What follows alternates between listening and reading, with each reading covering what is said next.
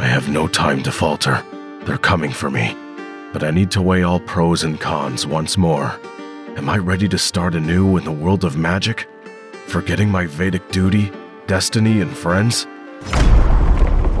Brother, how could you have betrayed us? The Codex commands us not to interfere in the affairs of the magic world.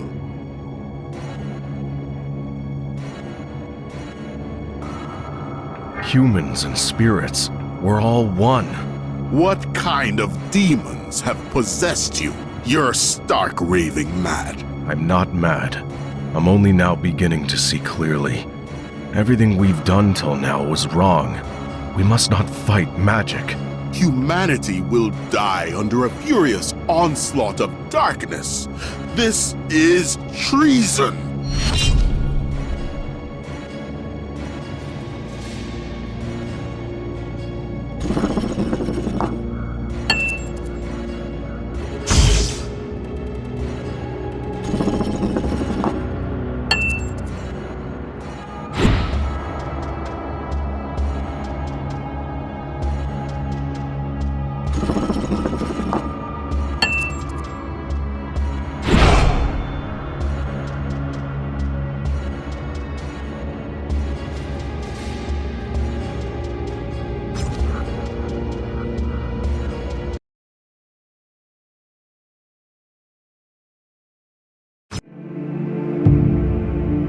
One to 0 in favor of the Hatter.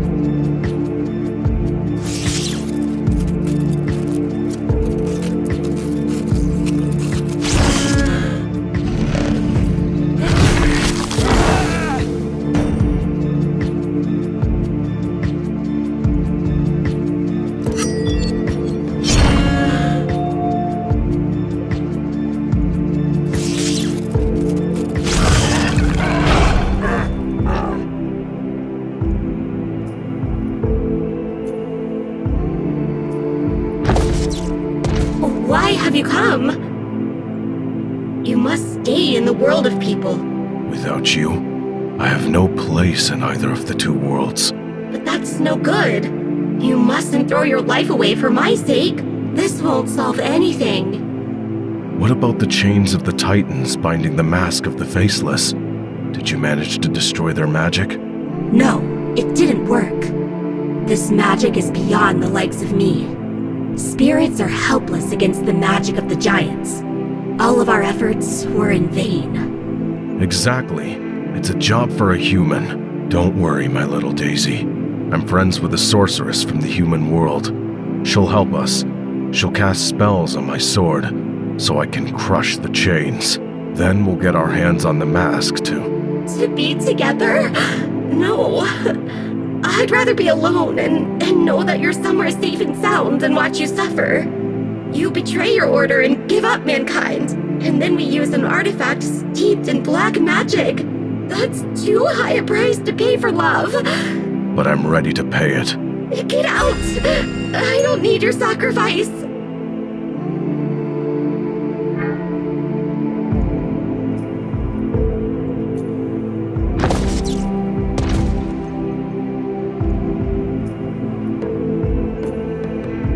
Without a fiery sword, you can't as much as scratch these chains.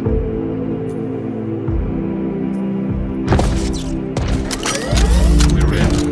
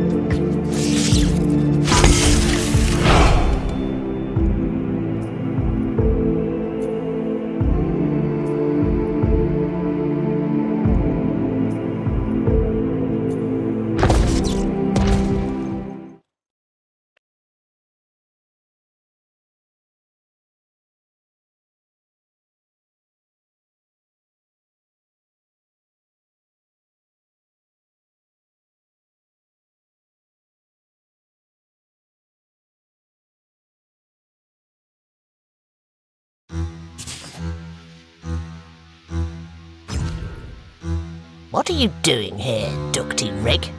You're being followed. Get out of here before the Veds barge in and either pop us off or throw us in the clink. Hang on. I have an errand to run. What errand? And why should I help you? You kinda owe me one. I haven't told the Veds about you, so it's thanks to my kindness that you can still practice witchcraft. Enough of your blackmail. What do you want from me? Remember, I told you about the ice chains of the giants?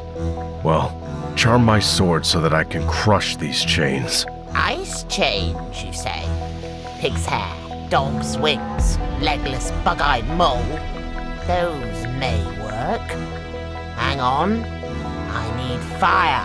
I've got this thing called dragon's blood, left to me by my grandma. Let's see what we can do with that. What are you doing, you jerk? Dukety, what does this broad want from me? It's all good, buddy. We can trust her. This is dangerous. You know the Veds can sense witchcraft. Ducty, you damn rat. Is this really so dangerous? No, it doesn't work like that. There's nothing to be afraid of. That had better be true, Toadstool. It's done, buddy. Take your sword and scram. Thank you, my friend. That's exactly what I need. What a lucky meeting. Magic is coming out of the woodwork.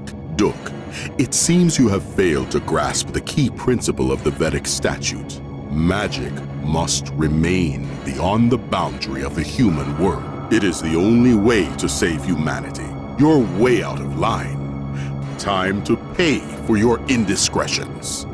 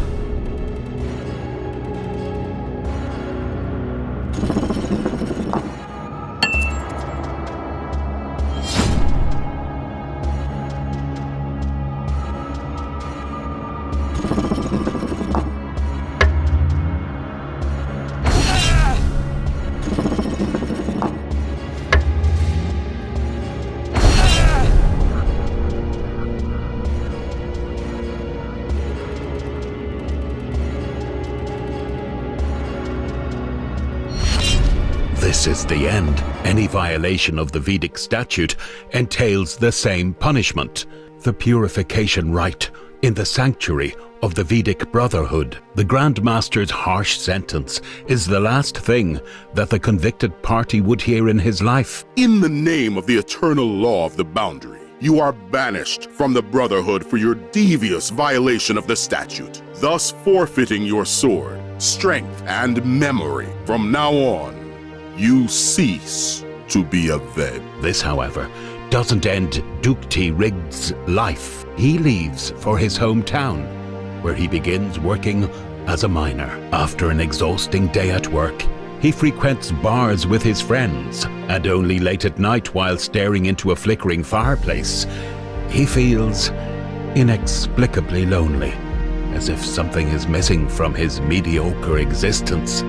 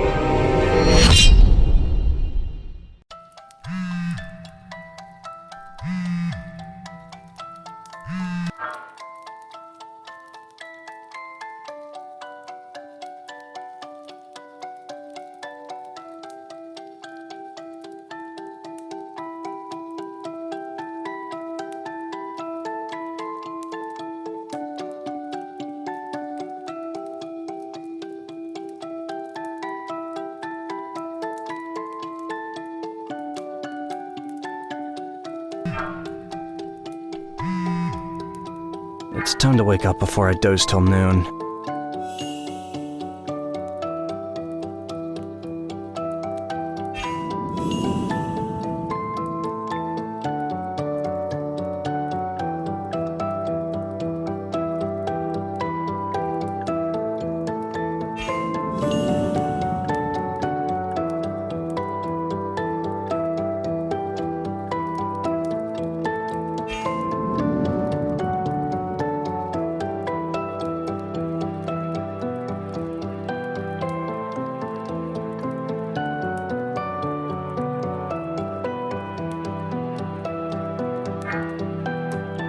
What was I dreaming of?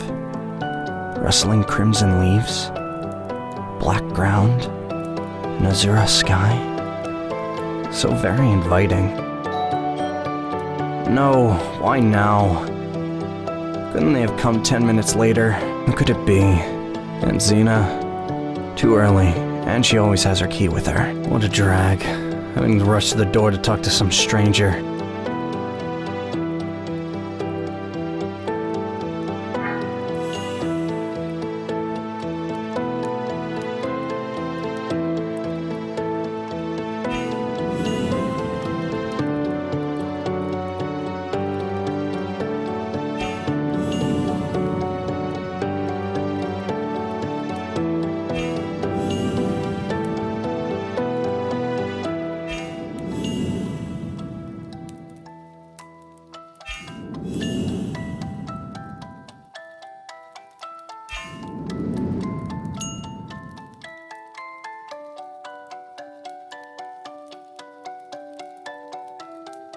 Okay, I must be at the door. Hey, what's taking so long? Are you in the shower? Hello, Mr. Cyrus, if you please. Cyrus? Yes, that's my name. But what about Mr.? Fine. Mr. Cyrus. Is this a joke? What Mr. Cyrus? I need Mr. Timms. Mr. Timms, eh? Sounds vaguely familiar. So he's not here? No, it's just me. You? Well, Aunt Zena, too. I'm staying with her for a bit. That's strange. I was told this was the residence of... Oh, now I remember. Mom told me yesterday that Mr. Timms is our upstairs neighbor. An academician living right above us. That's a shame. Well, then...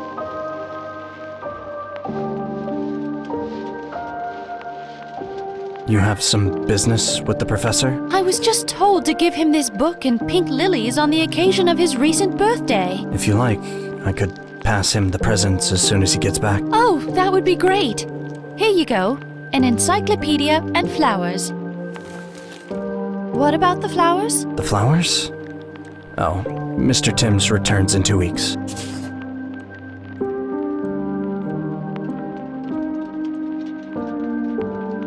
Consider them a token of my gratitude for all your trouble, your time, and effort. Thanks. I adore lilies.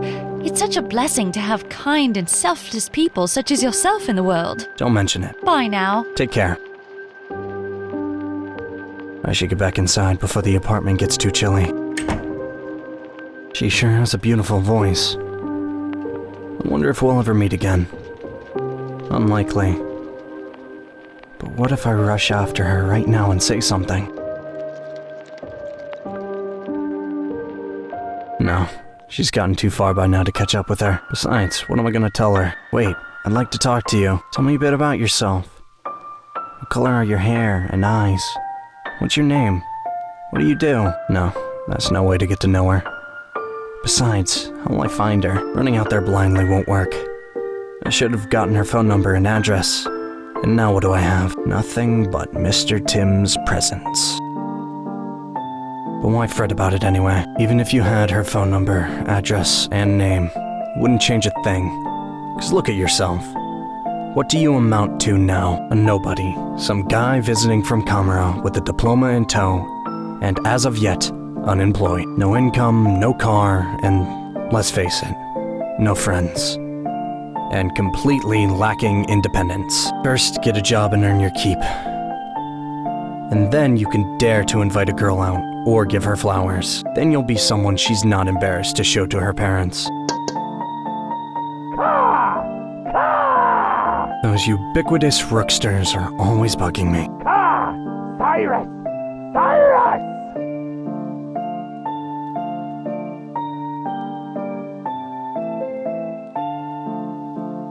So, what have I just been pondering that was so important? What the hell? It slipped my mind. Oh, now I remember. Money. Money. My lack of funds. Money is kind of a magic force. A person without it is incapable of anything. The weakest person out there.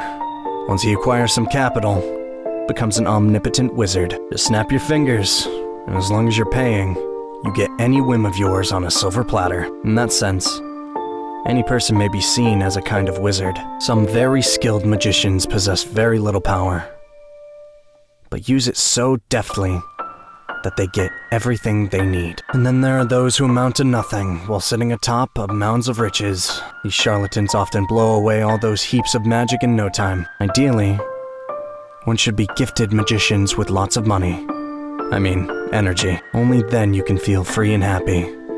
But until then... Hey, somebody help! Help! The whole place is on fire! Call the firemen, my phone battery's dead! Hello? What's the matter? Come, quick! The whole place is on fire. What's the address? What's the name of the street? It's by the bus station. 24 Park Street. Got it. 24 Park Street. All right, we're on our way. Please remain calm and stay out of it. Done. They're on their way. Whew. Thanks, buddy. Hey, be a champ and help me pull stuff out of the apartment. By the time the firemen get here, it'll all have gone up in flames.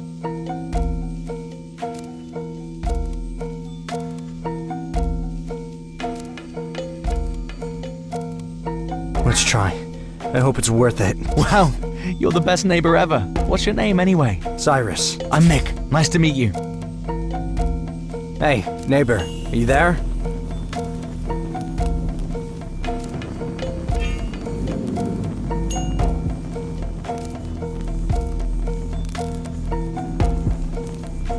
Here, Cyrus, get this out there, but be careful. Are you seriously telling me this is worth it? Let's not argue about it now. Why not get your money or documents, and not this junk? How about you let me decide? First, we get the computer out, and then everything else. What was that? Oh, no! This clunky cupboard's blocking the only exit, and the flames are about to get in. Hurry, to the bathroom, before it all burns down. The tiled walls and floor are fire resistant, but a tiny vent does little to clear the clouds of pernicious smoke. You've never stared death in the face like this before, and you're hoping and praying for the firemen to come soon. Your body is going limp from the lack of oxygen, knees buckling. Your consciousness plunges into the abyss, engulfed in darkness.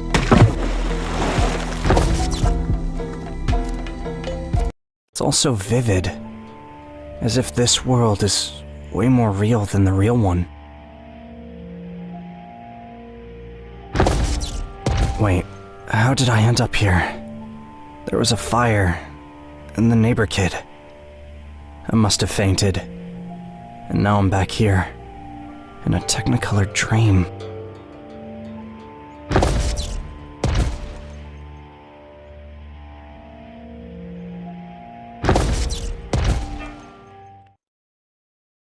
A whisper is louder than screams, and oblivion is sweeter than heavenly trumpets. No, don't give up.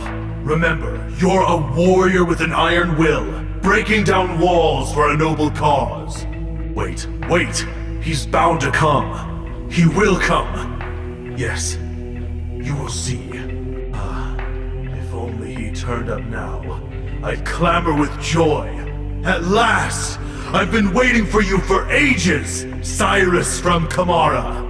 Alas, he's not here. And who knows how many more years I'll have to wait before meeting him.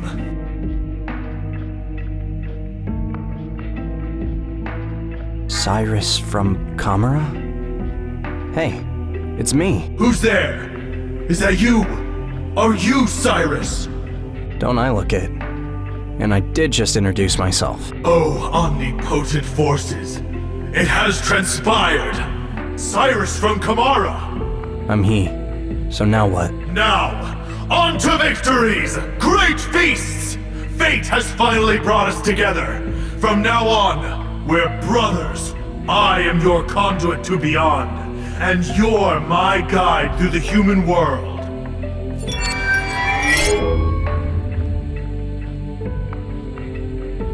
Cyrus from Kamara is a master for life, a custodian unto death.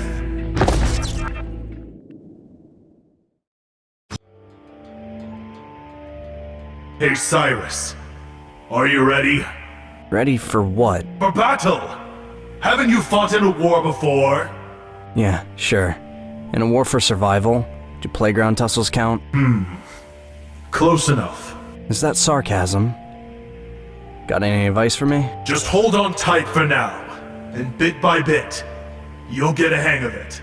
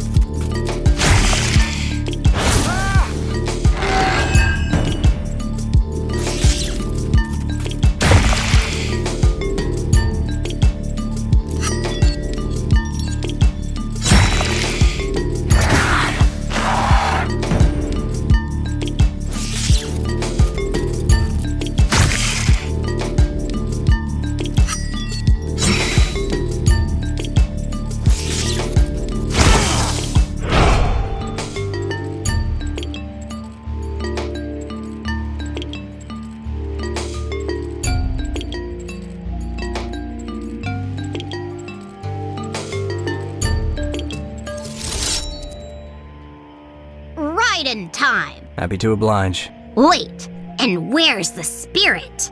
Usually, once the body is destroyed, the spirit should have remained here, but now it's nowhere to be found. As if you've absorbed its energy and set it free. No idea what you're talking about. I have to show you to my grandfather. Do you mind teleporting us out to that glowing twig?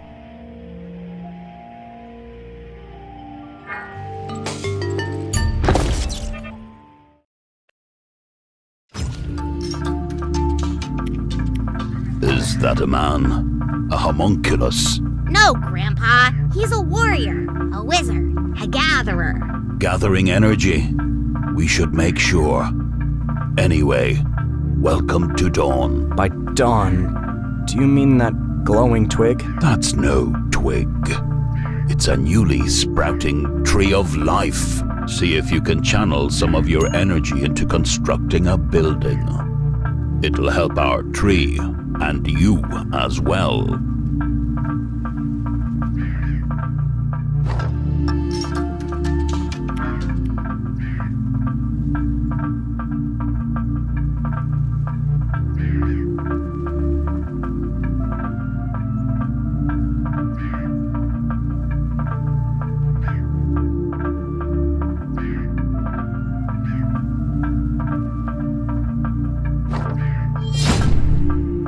The Tree of Life is a source of infinite energy. Even its fallen leaves emit light, illuminating our homes and sanctuaries.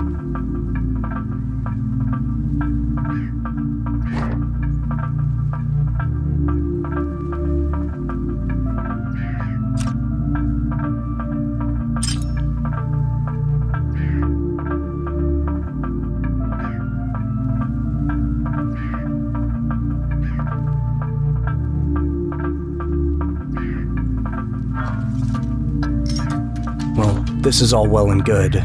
Trees, magic. But how do I get back home? Back to my world? Go to the Scarlet Groves. There you'll find the sapphire shards of the altars of the ancients. Their energy will suffice to carry you home. But remember this, your true home is here.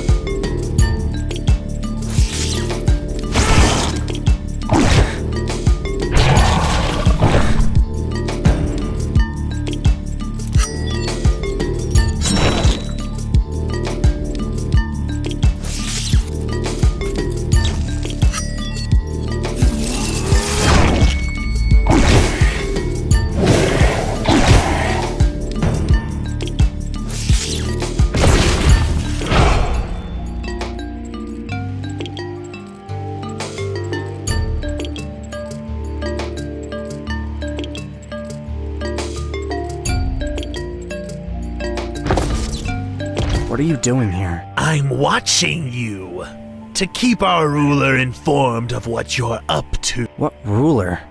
You're just a feathered pest. Crow King! Crow King! The king of the Rooksters? The Rooksters are mighty beings. We're royalty.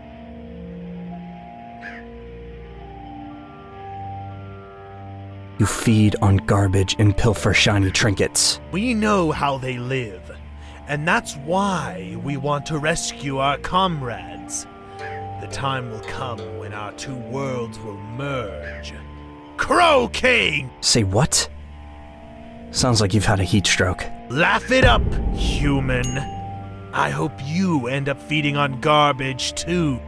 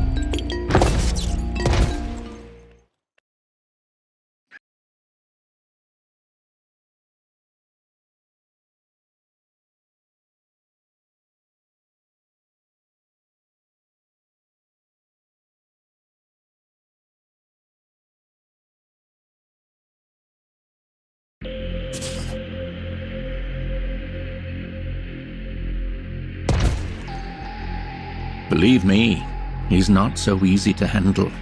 They're ready to go to great lengths in the name of their crazy idea. So, you think they pose an actual threat to us? Then we should act immediately. Or these crazies will work up Necropolites into a panic. I completely agree with you, but we need to be discreet. We have to keep track of them and maintain contact to preclude any insane antics. Bear in mind, Mr. Timms, I won't be involved in any of that. You'll continue being responsible for it. Yes, of course. I'll keep you abreast of all the developments. But if something goes awry, I won't be investigating who's at fault and who may have been misled. I have better things to do. Okay, Knox. I understand you perfectly. I think that covers it. Time to go. Being late is not my style. Have a nice evening. Thanks, I intend to. And you have a pleasant vacation. I doubt I will. Bye now. Okay, I think they're wrapping up.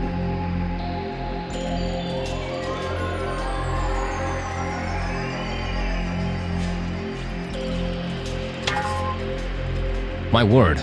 How did you get into my office? Am I imagining? Or is there a note of glee in his voice? Along with the astonishment of my sudden visit. Well, don't just freeze up like a rabbit in headlights. I asked you how you got in here. I don't recall. Okay, let's try this a different way. Do you remember anything at all? Yes, the multiplication table, the 5 laws of Gelrario, and the fundamentals of technological legislation. I just recently moved to Macropolis to get a job. How nice. But can you recall anything from the most recent period of your life? Yes, there was a fire. Some kid was stuck in a burning apartment. I rushed over to help, and then crackling, fire, smoke. It's all a blur after that. Like a hallucination. And then there was a flash of light. And here I am. Fascinating. Has this ever happened to you before? No. A change of location and climate zones, soon followed by shock, mortal danger, adrenaline rush, and then... Yes, that could be. You said something about looking for a job? Look no further. You just landed yourself a position at the best corporation in existence. Just like that? You haven't even seen my diploma. You're exactly what we need. And what is it about me? You really still don't get it? You possess a supernatural ability. Teleportation. So what do I do with this superpower? I'm now responsible for saving the world, crushing villains, protecting the innocents, and crushing more villains. And then I rescue a girl. Well, first, find one, and then rescue her. Don't worry. That kind of stuff only happens in movies. Your life will be nothing like it. You'll have a good job, stable income, family and friends, all living happily and prosperously. You won't have to fight any supernatural monsters, but you'll be doing your part in helping to preserve law and order. Many of our technologies make innovative use of magic. We divert and streamline it in a way that improves and facilitates people's lives. If you take your time to explore your abilities and, together with us, channel them appropriately, you'll go on to accomplish great things. Humanity needs folks like you. I agree. When do we sign a contract? Not so fast. First, you'll need to go through training. That's a requirement for joining our workforce. But believe me, you have what it takes to ace it with flying colors.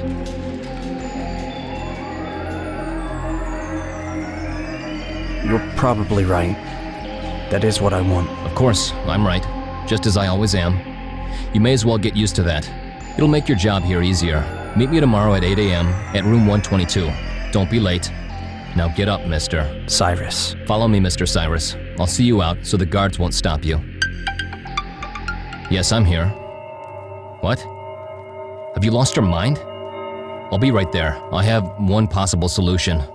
A particular individual.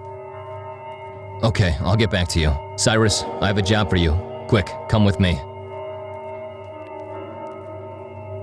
Watch your step.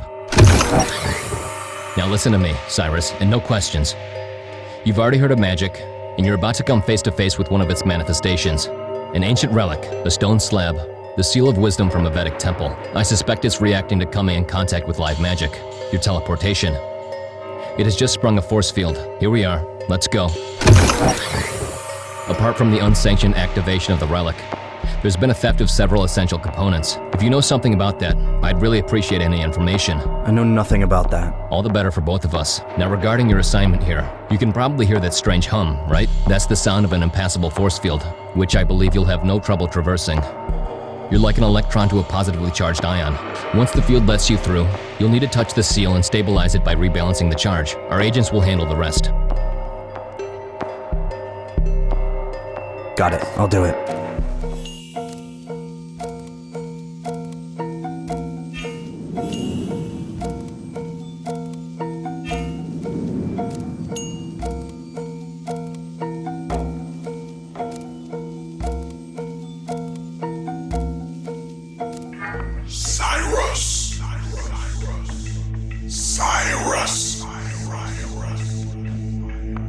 Cyrus?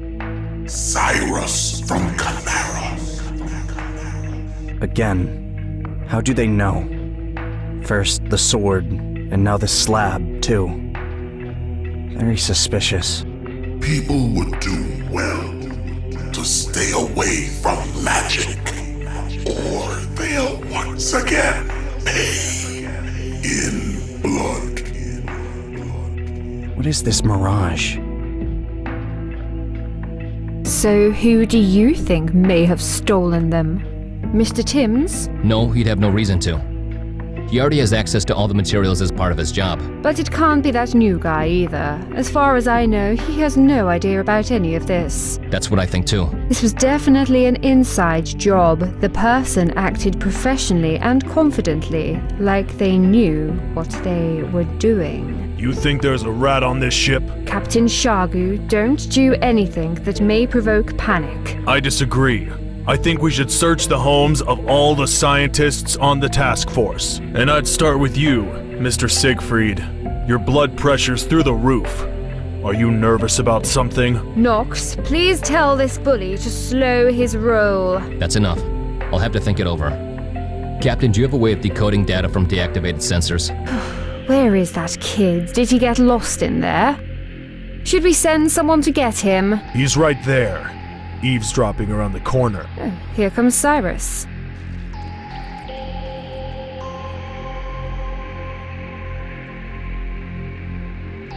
I got a little lost on the way out. Well, Cyrus, congrats on your first successfully completed task. This is for you, Cyrus. I hope our latest creation will protect you, if need be. Impulse always generously compensates its collaborators. And now you should definitely be going home.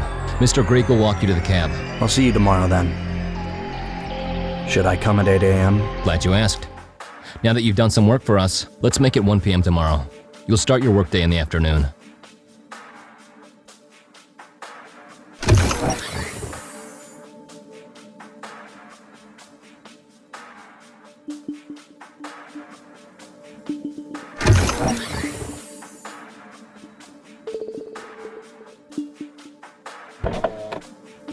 Here's your ride. The corporation's picking up the tab. See you tomorrow.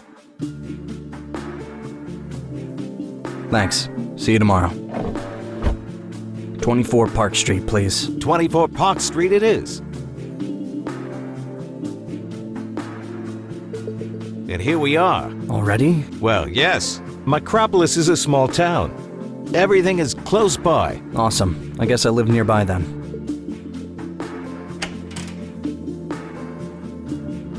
Who's that? I don't know you. We haven't met, have we? So you just went off somewhere with your pals, not saying a word and leaving the front door open?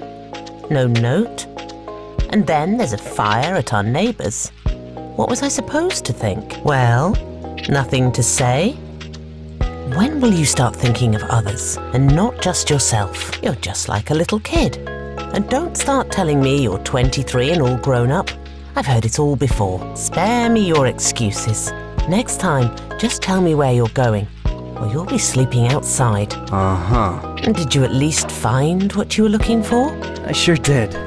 You're the best auntie in the whole world. Oh, you little toady. You'll get yours yet.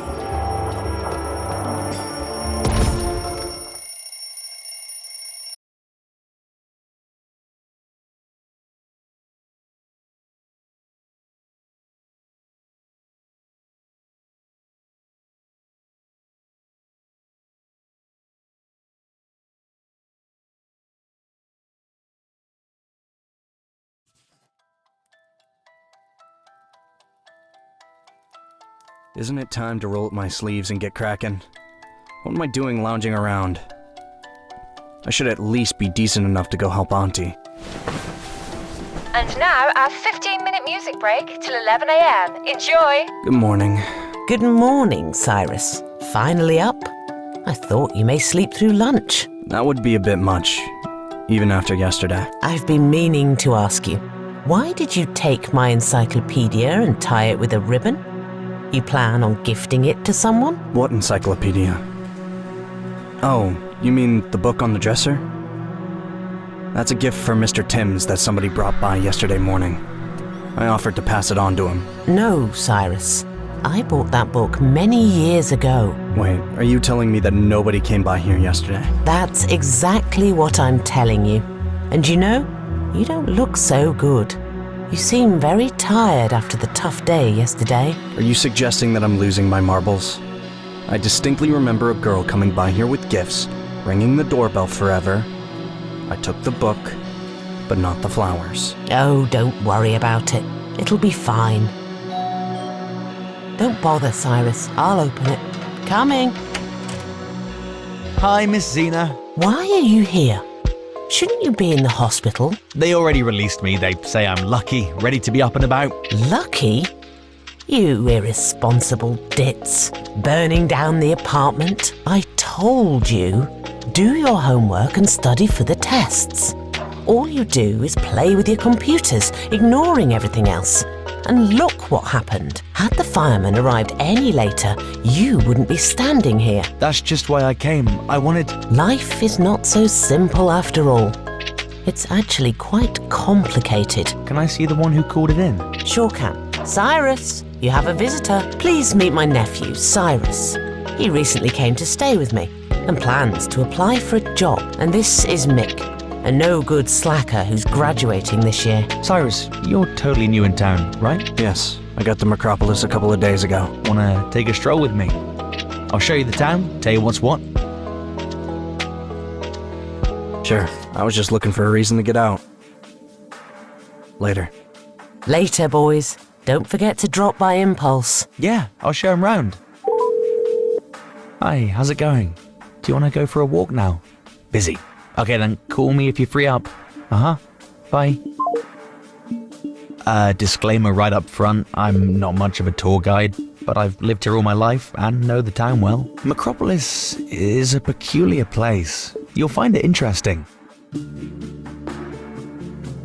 Where do you live now? After the fire? My parents' friends have a 2-story house on the outskirts, so we all fit okay. Where should we start? Let's walk over to the community center. Theater or opera? We can head straight to Impulse since you need to go there anyway, and pop by our unique Pokrov shopping center on the way. Agreed. Let's go to... what's it called? Pokrov? Then let's take a right here, along the high-rises. Hey, Cyrus, why are you going to Impulse? Getting a job there? Yeah, I studied their technologies. It's pretty cool what they can do in there. So you'll sit in an office and write reports? It's actually quite interesting. Being at the pinnacle of the technological progress and constantly improving humanity's living standards. What do you want to do? Well, I have 2 options. Enroll at a university, cram physics and maths for a few years, and then go to work with all those eggheads. Or I could go to a vocational school, learn a trade and be a blue-collar worker for the rest of my life. I'm definitely not into that. I need to somehow rake it in before I'm 25 and then live it up indefinitely. So I keep mulling this over. I don't want to study, and what skills do I have? Practically none but one. I'm good at MOM. It's a team video game, cybersports. If we win, we make a big pile of money, and then no one can nag me to quit wasting time playing games. And if you lose? I'm counting on the positive outcome, otherwise life's no fun. What if this, what if that? We're gonna win, period. Okay, I don't mean to disillusion you ahead of time. That's right, don't even try. One day you'll hear my name on the radio, then we'll talk.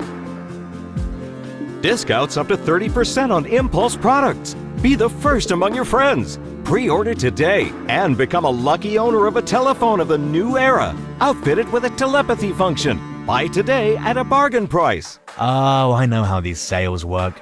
Just today, buy our gadgets for an incredible low price of 999 recoins instead of the regular 1,000. It's not always bad.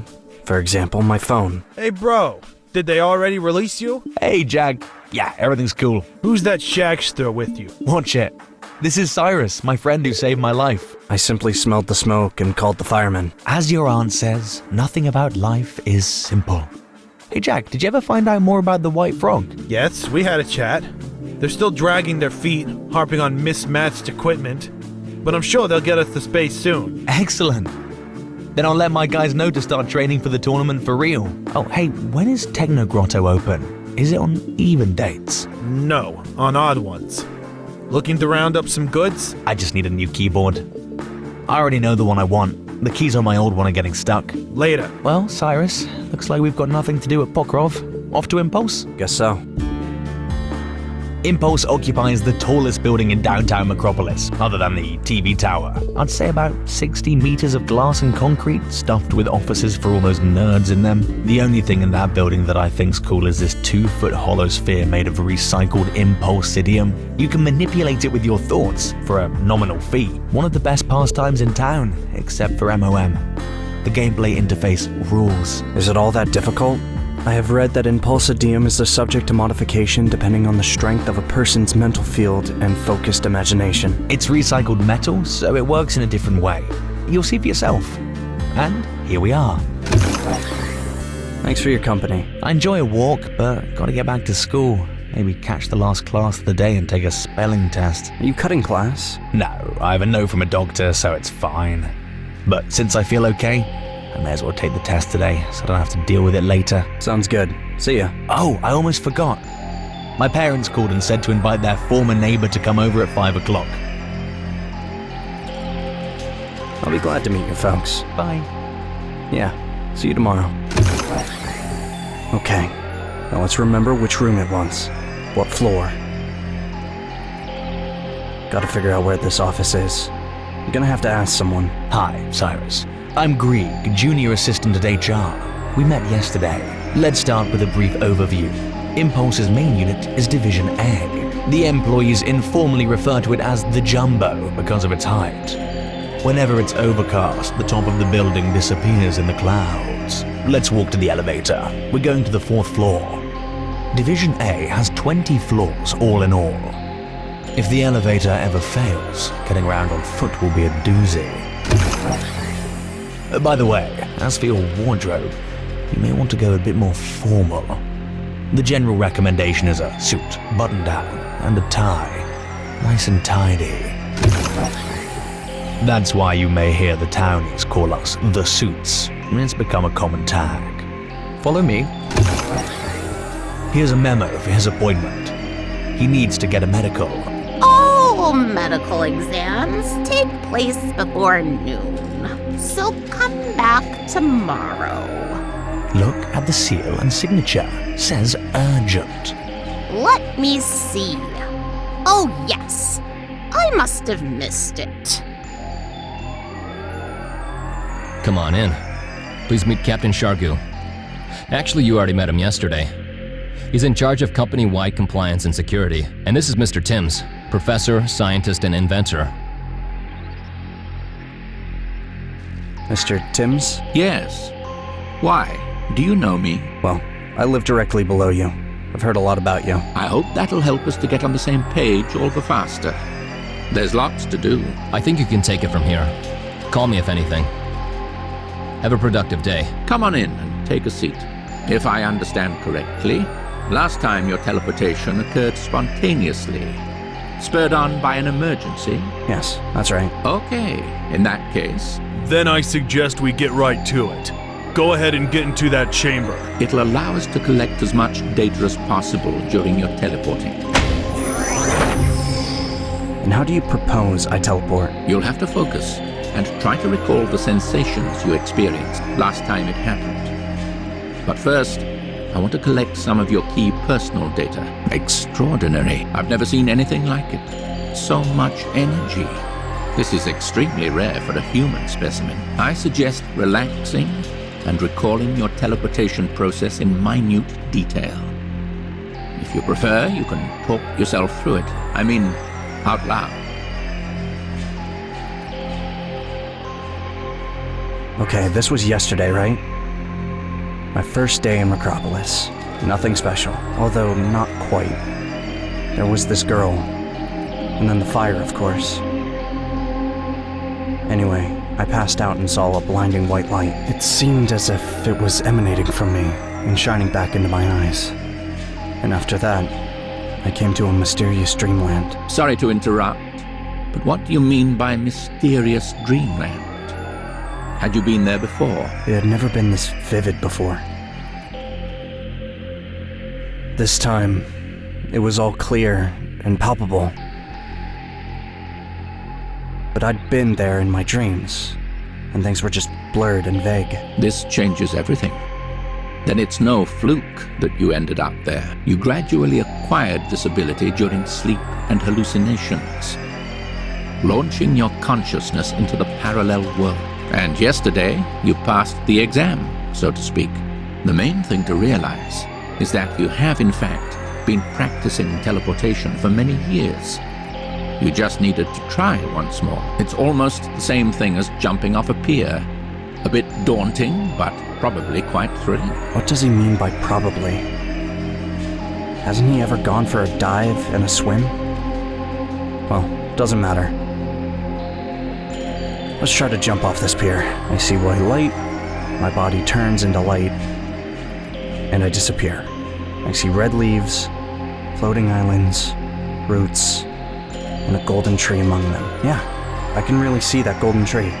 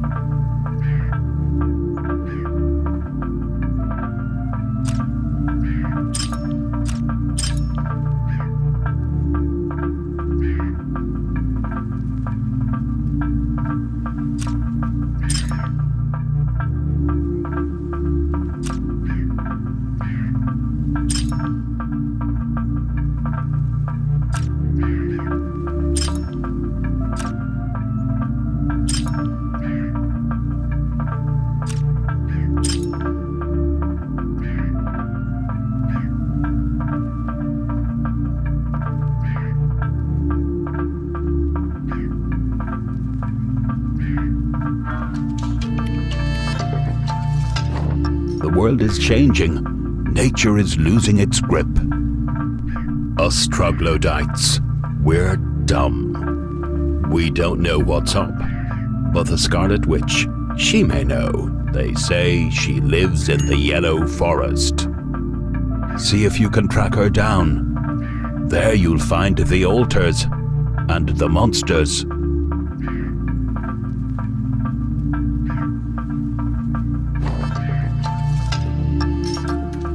Well, I hear you're off to the Yellow Forest.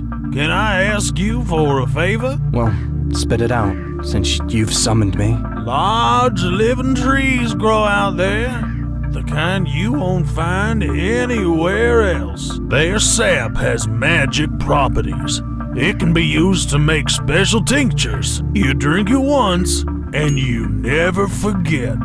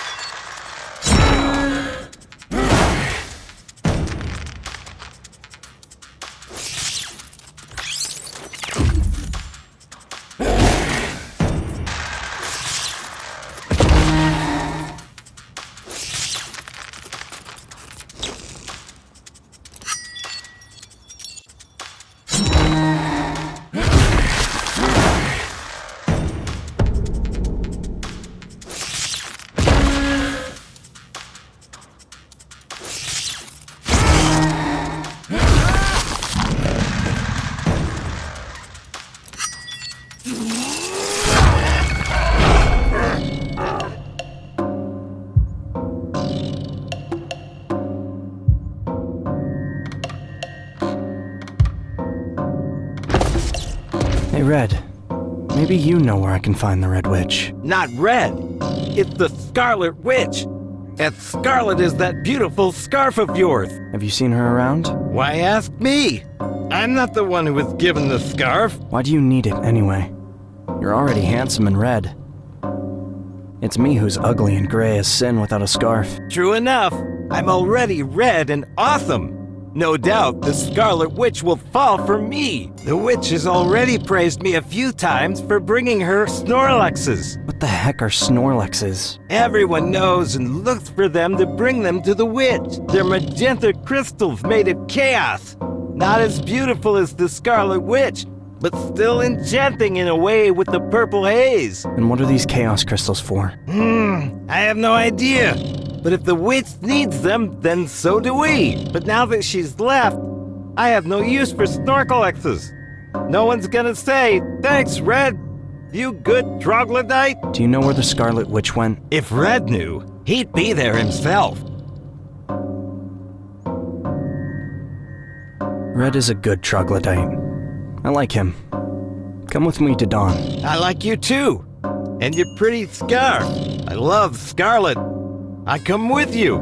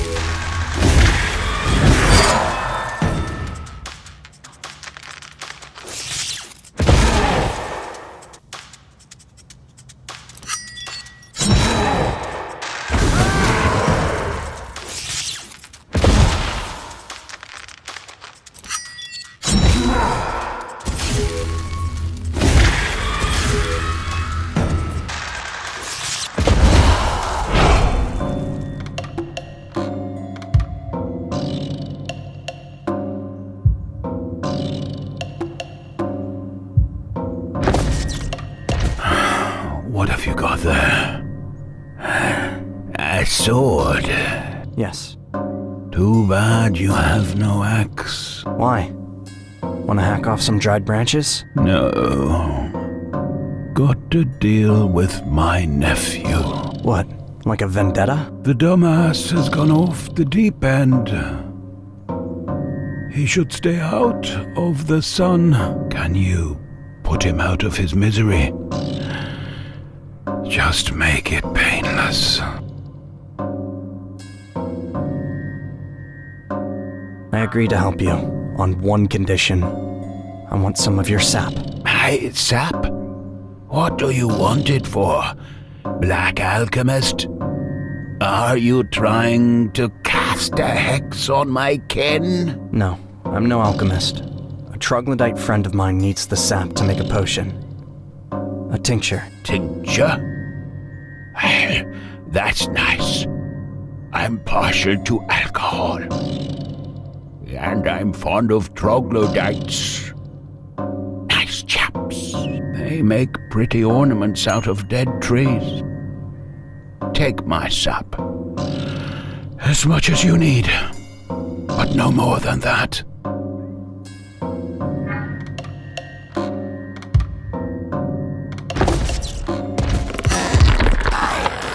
Got you.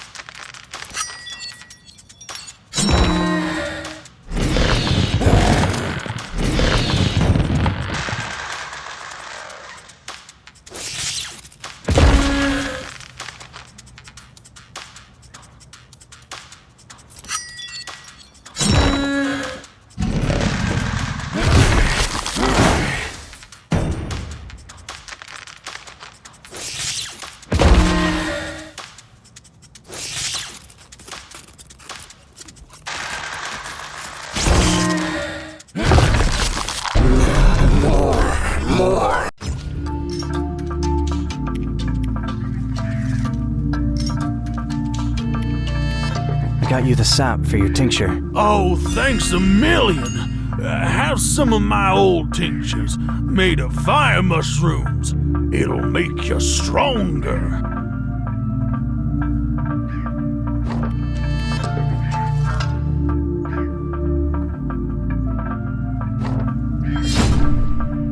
The rarest ruby obelisk.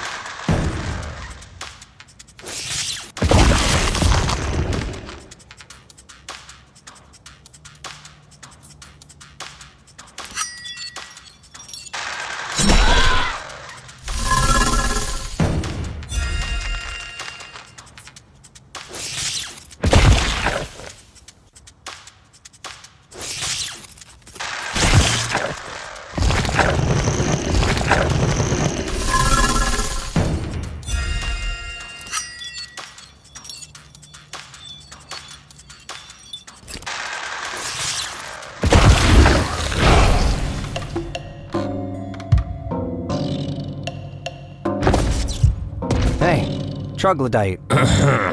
Hey, have you seen the Scarlet Witch? The witch? Well, I have. But you won't. Why is that? Because it's all depleted here. No chow. No troglodyte gals. So she scuttled off. Like the Hydra's pelt. That shack is all that's left. I keep eyeing it, thinking maybe there's some grub in there. But I'm scared to go in. It's probably under a spell. I'd better send you off to Dawn. There are mushrooms and lakes there. And troglodyte gals.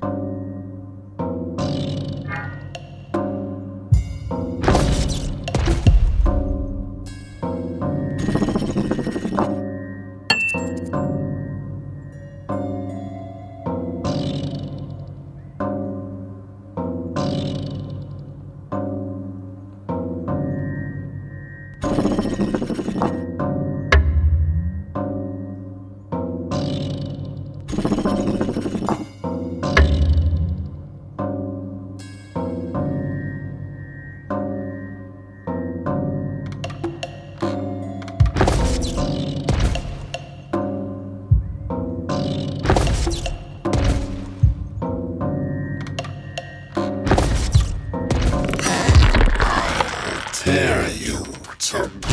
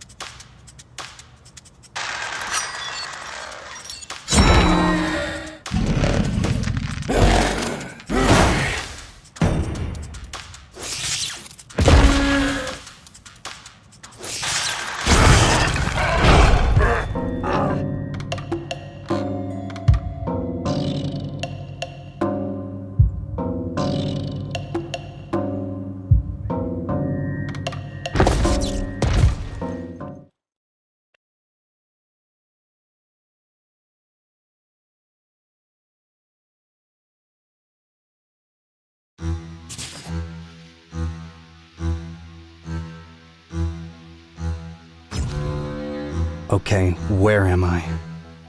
Is this a wooden chair? So what do we make of that? This is not good. If it continues like this... Come on in. Come in. I'll sit at the end. Hello, my friends. We've all gathered for a reason you're all aware of. Corex. Our good old industry has seen better days. Fossil resources have been shrinking, and extraction has been getting harder every year. Our machinery is gradually getting older and rustier. And the new generation is drawn more and more to impulse. I'm sure that everyone who came here today agrees that we can still fight back against this new era. Now let me get straight to the matter at hand. To dispatch our shipment to Tron and close out our quarter on time, we need 2 more workdays, and we only have 1 workday left this month. This Friday. Are the teams prepared to sacrifice 1 day this weekend? I mean, this Sunday? Yeah, to hell with the weekend. To hell with impulse. Just because there's less resource up in the mountains doesn't mean that we'll work less. We'll deliver the full volume by the deadline at no extra charge. We'll stand our ground and uphold our industry. Even if Tron terminates the contract after this shipment, at least our conscience will be clear. Who cares about a weekend if from one day to the next we may all lose our jobs? Whether we like it or not, we'll have to yield to impulse. We're just delaying the inevitable. Instead of learning another skill set, acquiring another vocation, and getting a job in an industry that's currently in demand, we're running ourselves ragged just to stay at the same level of productivity. In that case, get your ass out of here and go work for Impulse. I want to keep my job here. I won't roll over just because Impulse says so. You see, it's not me I'm worried about. I'll always find myself a nice paid gig, and so will you. But the workers, I doubt they'll have the sense and wherewithal to learn new skills. You do as you see fit. But I told my guys long ago to start looking for a new line of work at some other place. And if they don't want to relocate, then to go to training at Impulse. I wonder what they said to that. Surely, they must have had a few choice words for you. Yeah, you bet. Our good lad said this. Thanks for being honest with us. But while the others still work here, we're not going anywhere. We won't leave them. There you have it. And well put. Oh well, we've heard enough from you. Let's hear what old Ben has to say. A lot has been said already. I just want to say this. Enough running our mouths. Let's keep working. Period. We'll work this Sunday and see what gives. If Tron declines to accept any more of our shipments and takes Impulse up on their export offer, we're dead in the water. So that means our future now depends on Impulse. I told you from the get-go, don't let these parasites in here. They'll only take away our sustenance. And you still bolt into their sweet offers of upgrades. Enough. This Sunday is a work day and that's that. Let's just do what we can at this point. Now go home to your families and enjoy your evening. Keep your spirits up and don't be down in the dumps over this upsetting news. Let's go. I have to turn the keys into the guards. It really all went downhill after Freddy left our team. Freddy? That nincompoop? I would have booted him out earlier. What the hell are you talking about? His work output was 3 times the average. He got unlucky when the mine caved in on him. Took us 2 hours to dig him out. He barely made it. Freddy had always been a bit eccentric. Since that head injury, he's been out to lunch. Excuse me, where's the restroom? At the end of that hall. Take a right, and you'll see the rumination room. Just don't daydream in there too long, or you may get locked in and have to call security. Thanks.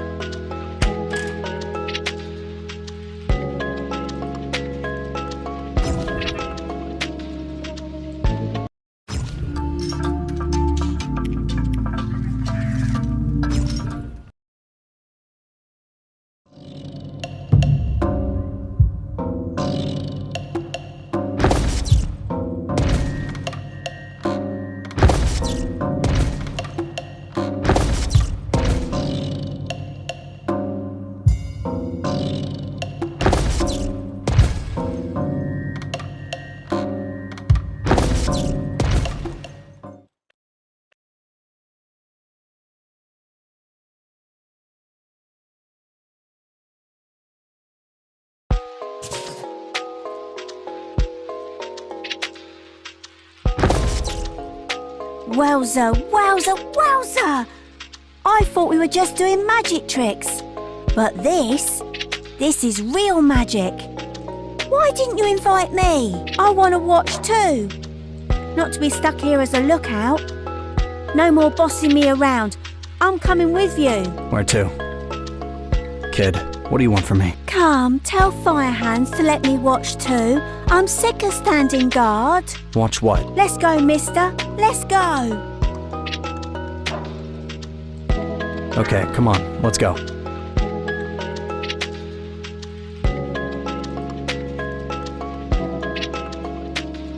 Hey kid, who's with you? I told you to let no one in but our own. But he is. He's... No, he's not. Just look at him. I've never seen him in my life. He's a sorcerer. I watched him appear out of thin air. Out of thin air, huh? He teleported. Well, go ahead. Hop on the pedestal and show us your stuff.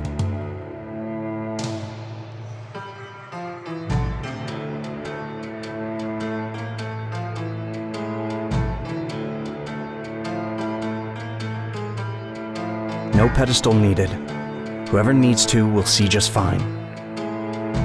Good luck, kid.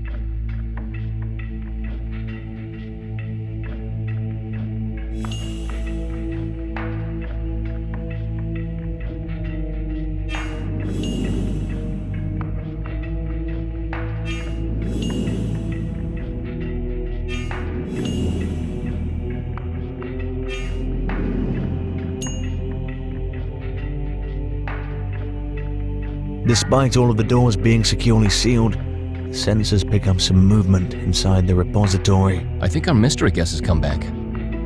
We'll have to act quickly and spontaneously. We can't lose track of the thief this time. Let's go!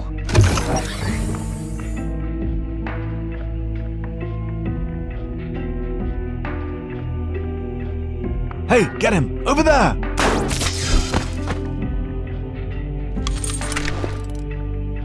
Let's grab him and go to Captain Shagu. Where did you find him? In the repository? That's right, Captain. This is Cyrus, our new agent. Pass him to me. See? Here's his badge. But he was prowling around the repository. Thanks for the hand delivery. You're dismissed. Go back to your post.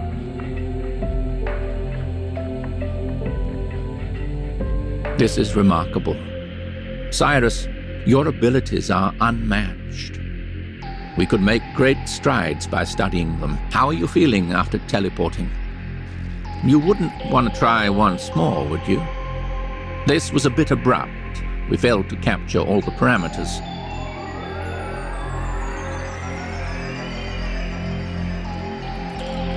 Is this a joke? Okay. In that case, please step into the capsule so we can get a few extra readings. Hello, Knox. I think we're done here for today.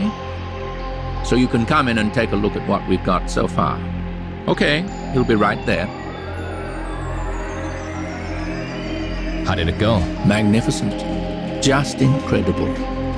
He manages to tap into some internal source, as if deploying a radar, and then he reaches for some astral hook and instantly breaks through the barrier. And what about on arrival? That's a bit more complex.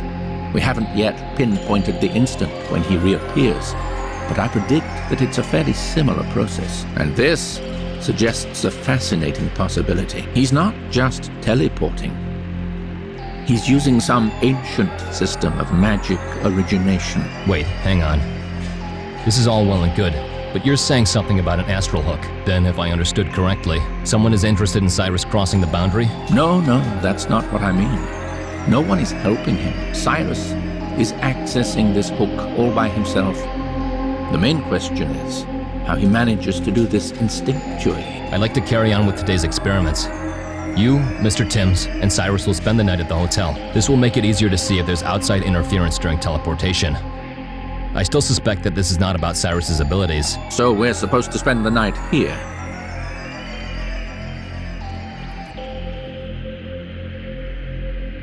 Sure, why not? One can sleep in a worse place than a lab for the sake of a scientific breakthrough. Excellent. In that case, Mr. Grieg is at your services. He'll help you get situated and get you everything you need. Call me anytime. Have a nice evening. Bye. How can I help? Okay, just a moment. We need 6 Class Mag-N sensors and a large 3-person room at the hotel. A dinner for 1. I don't eat at this hour. Just bring me a glass of water, a towel, and an iron. I need to iron something up. I think that's everything. Oh, and this case, too. Computer? Yes. I got it, Mr. Timms. I'll take care of everything. Cyrus, hold on to your meal vouchers for dinner and breakfast. I'll see you in the dining area. Come along, Cyrus. I hope you'll enjoy the meal. So, what did you think of your first day at work?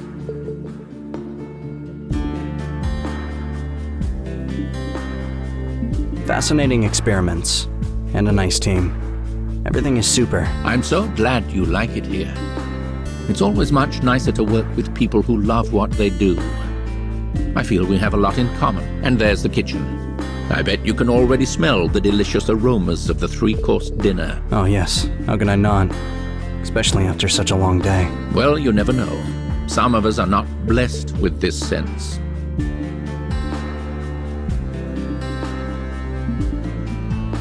Come this way. There's a nice table here on the left, right under the light. I need to make some notes. This is the second time you've tried to get a rise out of me. What are you driving at? You're smarter than you look. Let's be honest. And what do you think?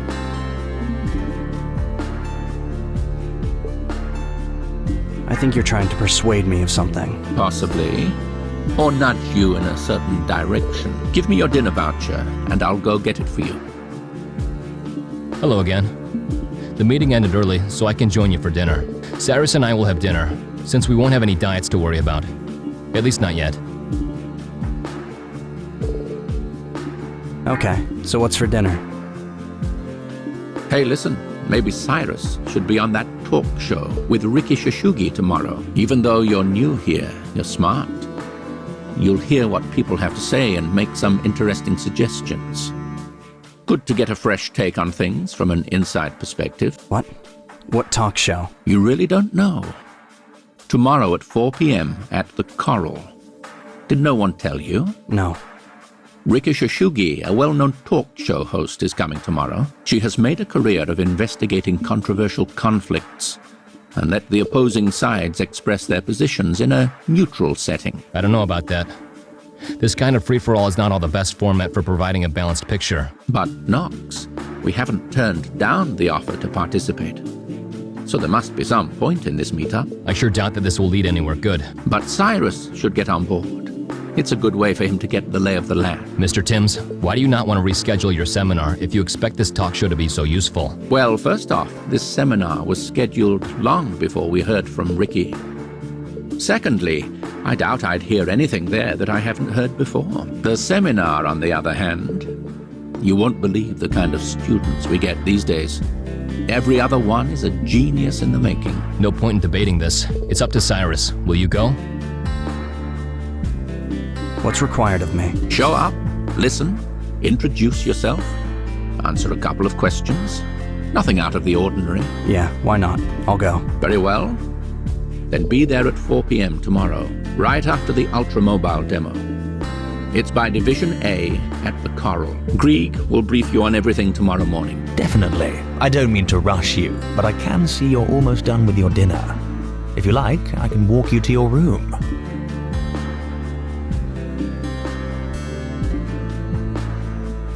Well, all that's left to do is to place the sensors and hook them up to the system.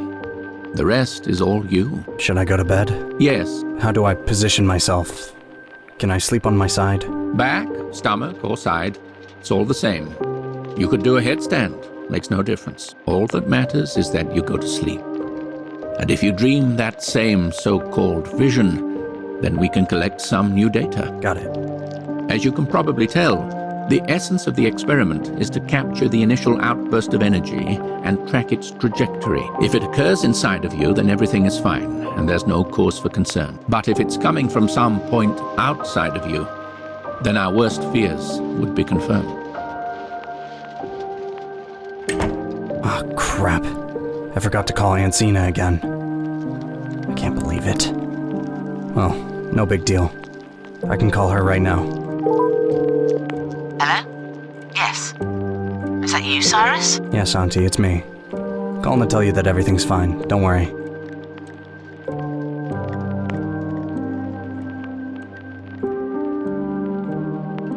I'm working the night shift tonight. Oh? So you've been hired?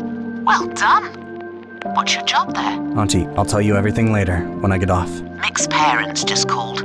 Mick is that kid who set his apartment on fire. So they insisted on having us over on Saturday at around 1 p.m. They said it was very important for them to personally meet their son's rescuer. Of course, I said yes. They're my neighbours. And they get called into school all the time because Mick is a troublemaker. Sounds like fun, especially since it's on the weekend. That's great. Can't wait. Okay, I'll let you go then. Bye. Bye. That was easier than anticipated. Now I can go to sleep in peace. Yeah, I need some sleep. Listen, the day after tomorrow, we're going to Mix, right? I think so, yes, on Saturday. By the way, where is Mr. Timms? I haven't heard him at all. Wait, didn't he step out of the room earlier? There. Someone's walking around. That must be him. Just came back, walked to the bed. Now he's digging through some papers. Walked to the computer, checking something. Wonder if the sensor on my arm tells him if I'm asleep or not. Okay, he just sat down on the bed. Who is he anyway? Makes no sound when he moves, and doesn't need sleep. Wonder if I'll develop similar abilities over time. He's finally lying down.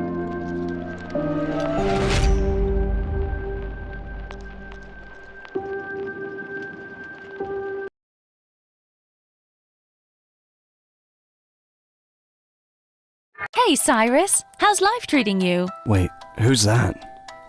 I know that voice. Yes, it's that same girl.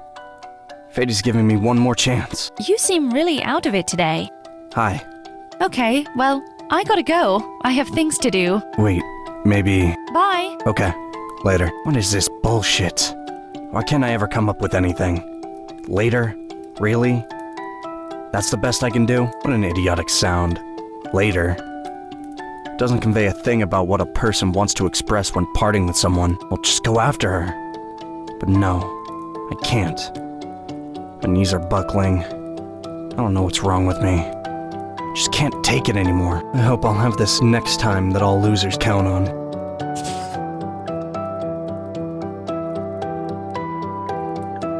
Okay, what time is it now? I didn't even set the alarm. Where's the phone? Oh, there it is. What time is it? 10:28. Ah, crap. I hope I'm not in trouble. If they needed me, they would have woken me up. I think I can grab breakfast using that voucher. I doubt I'll have Knox's delightful company this time around. That'll be good for my memoirs. Dinner with Knox. Sitting at the table with Knox. All jokes aside, what do I do with the sensors? I'll just take them off. The rest is not my problem.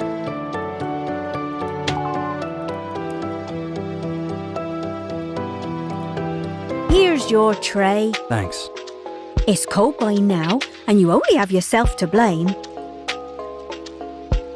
Can it be warmed up? Yes, but then you'll have to wait. The microwave is broken. Then I'll eat it like this.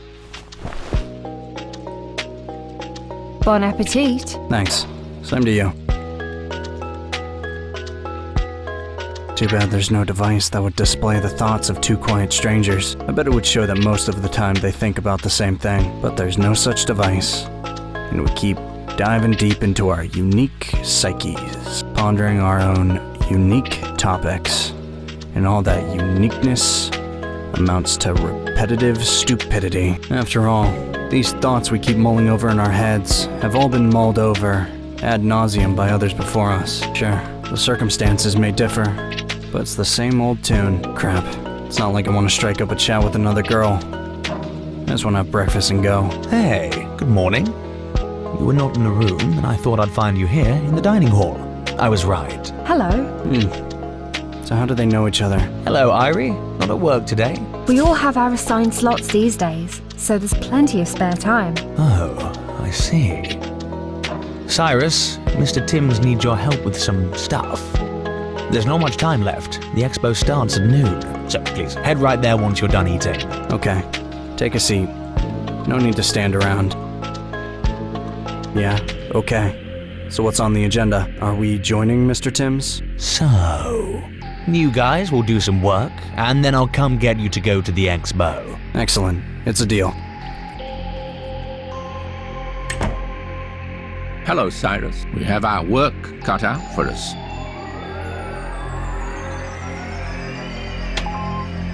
I hope everyone's here by now. It starts in 20 minutes. Yes, Cyrus is free to go. And I'll be there soon. Yeah, let's go. The expo is the kind of industry exhibition showcasing the cutting-edge technologies, where one can get acquainted with and try out the latest inventions. These include such leading breakthroughs as the telepathy phone adapter, magnetic earphones, and the Glizzario microphone. The expo takes place outside for a reason, since this year's motto is prosperity in union with nature and technology. And of course, the Ultramobile demo is most anticipated as the centerpiece of the expo. Listen, I have to help out Knox with something. Have a browse and a listen for now. Call me if you have any questions. Okay, I gotta go. Have an instructive time. So now what? I'm just supposed to wander around here on my own? Do I maybe just go home? Like I used to back in school? No one will ever notice. Wait. But this is not a lame school party, with painful, embarrassing singing and dancing. So why would I want to leave? I gotta grow up. This is technology, magic, progress. Okay, fine. Let's have a listen to what's going on here.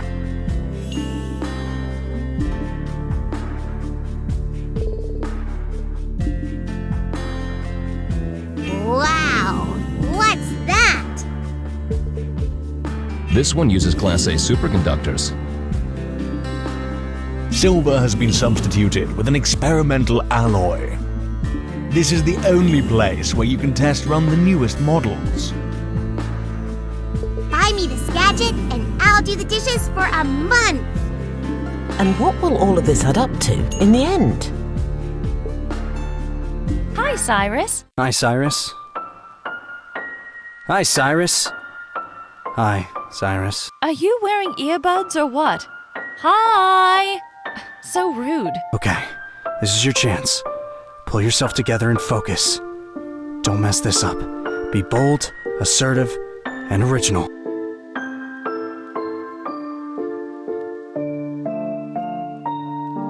Hi, I didn't expect to see you here. Well, same goes. Although it makes sense you're here. There's not much going on in Micropolis, so everyone always flocks to these kinds of events. If I had 2 croissants right now, which one would you pick? Chocolate or butterscotch? I'd probably take both because I'm famished. Haven't eaten since morning. That's easily fixed. Let's find a cafe nearby. Isn't it a bit early for invites to cafes? The word early is not in my vocabulary. I tend to run into the word late instead. So I'll be delighted if you can help me prevent this mistake from happening at least this once. Let's make a deal. You assist me with the route and choosing the cafe, and I'll supply pleasant company and good cheer. You're very convincing. I don't have a heart to decline.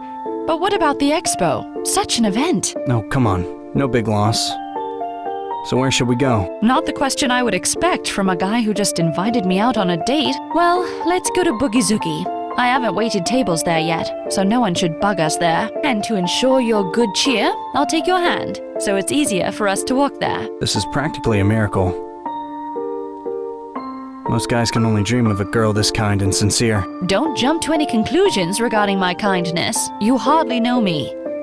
Let's take this alley. It's less crowded. To say this feels like a dream is an understatement. It's high time we officially met. You already know that I'm Cyrus. But I still don't know what your parents have named you. Alice. Alice? Yes? Why? No, nothing. It's a pretty name, don't get me wrong. Then why did you echo it back to me? I don't know. Guess I just wanted to repeat it to see how it feels. And how does it feel? Alice. Alice. Alice. Saying Alice is like planting a flower. Not a regular flower, but a magic one. Thanks, I'm sure.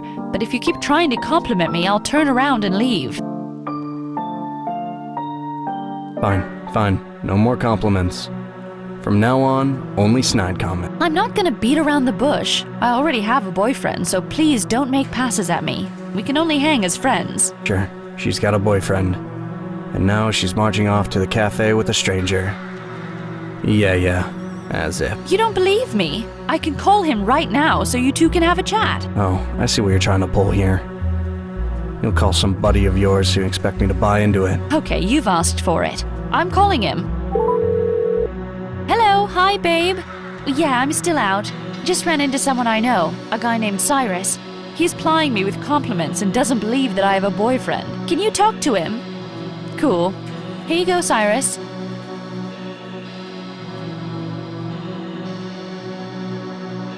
Nice try. I don't fall for that crap. He's afraid of talking to you. So just tell me, and I'll pass on the message. Cool. Thanks. Okay, bye. Look, Cyrus, if you come anywhere near her again, I'll kick your ass. You got that? Do you copy? Frankly, that was a little weak. What are we, in preschool? He's gonna kick my ass, huh? Threatening to kick my ass. It's like being back in a sandbox. He should update his material to something more manly. And I don't mean profanities. That's way too generic and lowbrow. He needs an element of surprise. Like, for instance... Okay, spam your examples. I can see you've switched on your expert insult mode, but no offense, I don't care for that stuff. Me neither. But you have to agree that now and then, when a guy doesn't get it any other way, it can be useful. Call him a few snappy epithets.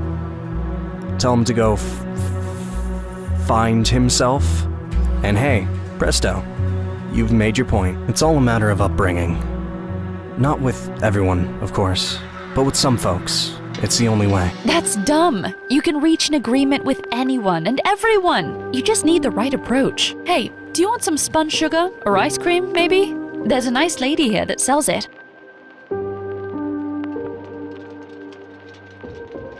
Cool. I'm in the mood for something sweet.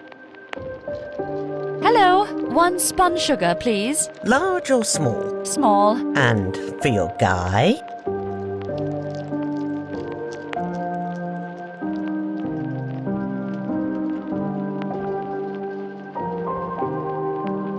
Ice cream, please. My, oh my, young people these days dress like mental patients. Take this one, with leggings pulled up to her ears. And thinks she's all that. The beau, on the other hand. Now that's an elegant dresser.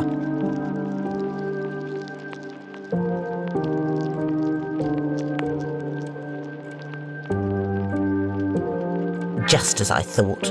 Well-dressed men are all spineless. Same as my doormat of a husband. There are no real men left, and that's why there are no real women either.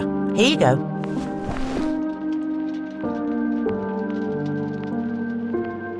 You're asking for it with your big mouth. You're just a mean old bag. We're being nice to you, and you turn around and spit on us. We didn't pay you to run your yap, you know. I'm gonna report you to security, so they boot your old ass out of here. I bet you don't even have a permit to be here, do you? Cyrus, stop it. This is unacceptable. Yeah, let's get away from this crazy broad. Wow. Amazing how much rudeness you run into in this town. Everywhere you go, there's someone trying to shit on you. I think that's just your luck. Most people here are nice. Nice, huh? Half hour left till the talk show with Ricky Shashugi. Holy cow! Did you score an audience pass for the show?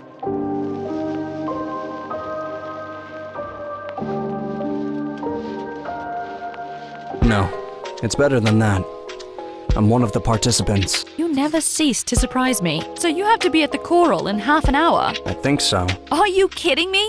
Who is invited? You or me? Okay, you're lucky that I'm here. Let's go. Lucky? That's putting it mildly. I've been blessed by all spirits me at once. Well, look at the wise guy. You sound like my aunt. Wow, you know how to flatter a girl. Why, what do you have against my aunt? You even know her, don't you? Yes, I know Miss Zena. And if I were in my 40s, I'd have no problem with that. But last I checked, I'm a bit younger than that, no? It's me you want to hang out with, and not Zoe Becky, your aunt's friend, right? That's a scary thought. Although, to tell you the truth, I've never met her. I could arrange it for you. No thanks. I wanted to ask you about the talk show. Which side are you with? Which side? It's through work. You already found a job? Yeah, with Impulse. Oh yeah? Congratulations! So what will you be talking about?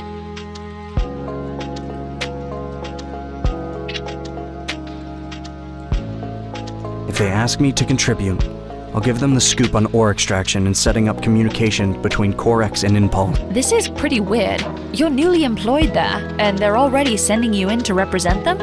Is there no better candidate? What are you, such a unique employee? They said that the fact that I was new gave me a fresher view on the situation. More like clueless and superficial. What? Come on. It's no rocket science.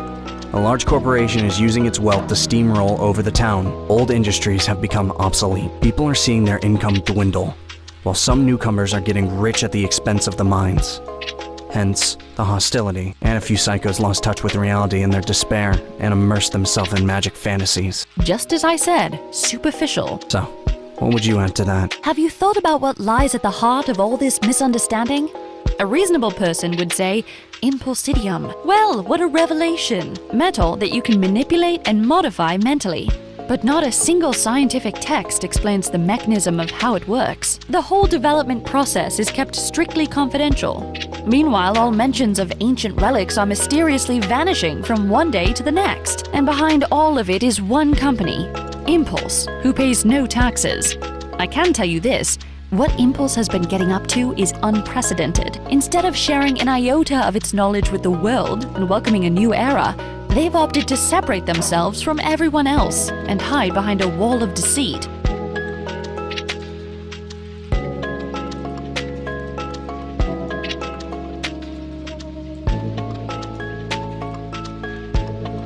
I can't be sure, but I think you're exaggerating. Nowadays, there's no such thing as global conspiracy. You sound like an idealist. And here we are. Shit, to be honest with you, I don't even feel like going in there now. I'd much rather spend more time with you. Go in already. You can't be letting down your comrades. The only problem is, I feel like once I say goodbye to you here, I will once again have no way of finding you. How about you give me your phone number? No, that would be too easy. How about I meet you halfway and give you a pointer? Okay, depends on the pointer. You can find out all you need to know from Mick. From Mick? You can't be talking about that Mick. The little chatty gaming maniac. Yes, him. Okay, fine. Okay, so long. Thanks for... You don't thank for that.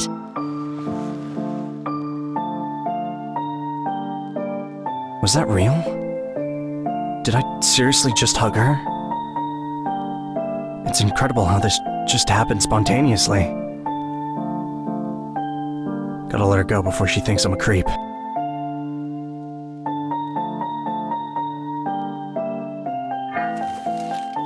So, this is where we part ways? Bye. Oh no, please don't say that awful, soul-crushing bye. Okay then, I'll see you later. No. Let's make up something new and memorable. Just for us.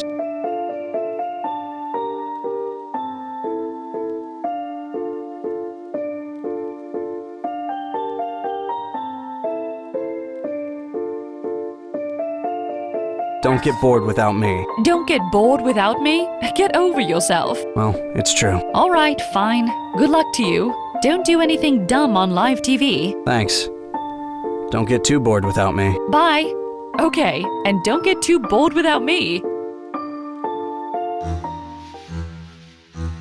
Hello, Cyrus. We've been expecting you. See, Nox, I told you that Cyrus wouldn't be late to the event. Everyone's here. We're on air in 10 minutes. Come on. We, as representatives of the town's leadership, on behalf of Corex. Do you see this as a potentially explosive issue? We'll expose Impulse and its shady dealings. Where is Ricky Shashugi? Her car is still not here. We're ready to start. Go to Auditorium 3. She's here. Wow. She's still driving that green beater. Where is she going? To the back door, probably. Go. Don't just stand there.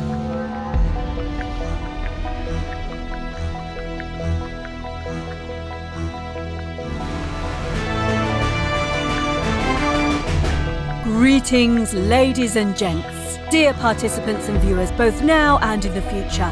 As always, I'm Ricky Shashugi, and this is Confrontation. Today we've brought to you live from Microopolis.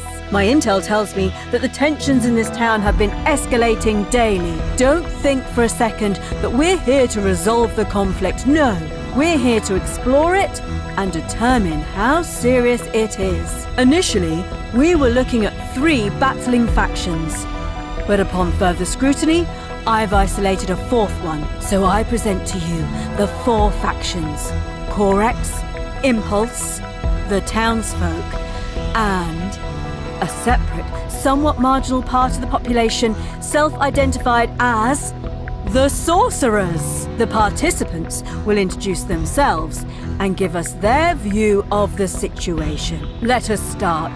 The first faction. I'm Clara Rogra, the CEO of Corex.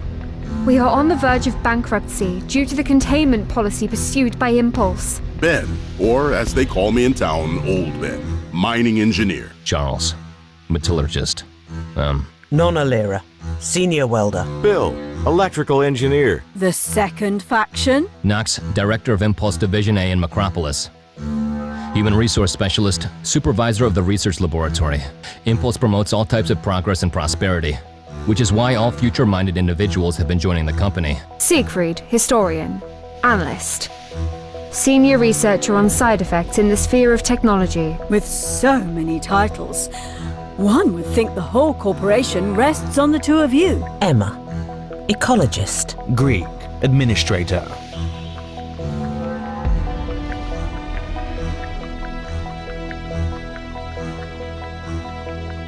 Cyrus, on staff at the research lab. High rank. The third faction. Flari Lyra, farmer. Like two inept gardeners, Corex and Impulse are fighting over a plot of land, oblivious of stamping out the plants. Morrison di Ori Flamenric Ciendi. Schoolboy. We learned back in first grade that nature shall determine the winner. And our town is no exception. Admirable perspective. That is to say, that nature will reveal the stronger party as long as we don't interfere. Yango. Priest. Zoe Becky, Category A chemistry teacher, textile distributor, Micropolis expert, grandmother of 3, retiree. There was another man in our group, but he left when he saw Freddy Firehands among the participants. Thanks. Got it. And last but not least, the 4th faction. Firehands. Although my name speaks for itself, I'll state for the record, I'm a fire wizard. As for the situation, I'll say that these from Impulse are stealing our magic. Thanks. That will do. They take us for telling us there's no magic, while they get rich by theft and deception. And the worst part is... Next. Deep. Seeker. Luminary. Wind and electricity tamer. I have one other question for you. Do I understand correctly that you're all unemployed? What is employment in compassion with one's calling? Mumbler. Spirit Whisperer. I am Horace Garrus, Stone Crusher. Thank you for your introductions. Now, my first question is to Impulse. According to some sources, you have managed to rob not only the residents of Micropolis, but the whole world by preventing people from accessing magic. You have usurped this miracle. That's complete nonsense. Only uneducated people would maintain that modern technologies contain some magic energy. There. More lies. Our innovative methods are based on physics, mathematics, and cybernetics and build upon many years of research and testing. What technologies? Who used to be able to communicate at a distance? Wizards, shamans, etc. There is still no such thing as wireless connection. Our university arms you with all the expertise you need. Come study and discover the new world of advanced technologies. Enough of this bullshit. You amass old relics and seek out people with awakened magic abilities. Then you extract the magic elements, package them as science, and label it as tech. Freddy Firehands, you'll have your turn to speak. Nox, please go on. That's all I have to say. May I add a few words? This is a significant problem. Problem? Your whole company is a problem. Why listen to them at all? It's like a broken record. Same shit over and over, and people actually buy into that. And as for Macropolis, life here is getting better every year. The only people complaining are criminals and outlaws. Would you zip it already, you two-faced scumbag? Firehands, I'm not here to fight with you, but please let's have some decorum. You're capitalizing on thin air. Who the hell would need your products if people had magic? You bastards took it all away from us and are now making fortunes by peddling it back to us in tiny spoonfuls. Escort this lunatic from the studio. Is there no way to plug this fount of wisdom? Me? Font of wisdom? How about your bottomless font of shady profits? The more you lie, the richer you get. You would do well to attend a single lecture on cybernetics or open a book on information technologies. But the hillbilly savage that you are... Have you looked at any of that yourself? It's total crap. You're just gonna keep hollering, not letting anyone speak. I wasn't interrupting you, was I? Who are these whippersnappers anyway? Who invited them? Look at your buddy Knox, sitting there with nothing to add. He knows that what I'm saying is true. There's just no way to reason with psychos like yourself.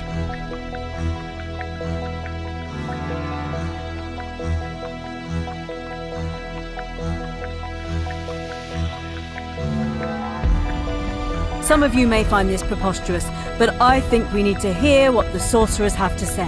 What is this magic you keep bringing up over and over?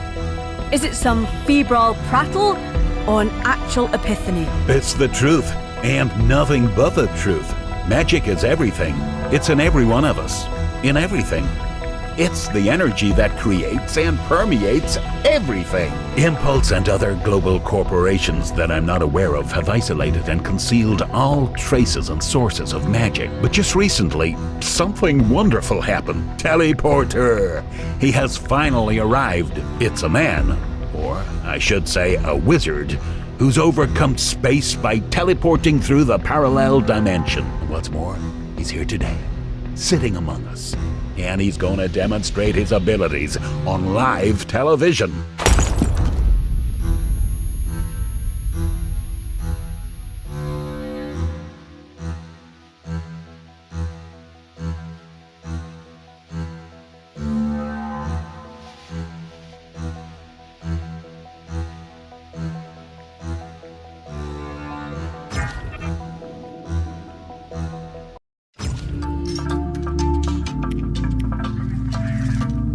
My younger brother lives in Big Mushroom Village. Works as a teacher there. See what you find out. Maybe those beasts haven't gotten there yet. Or otherwise. Perhaps they need help and want to take refuge under our Tree of Life.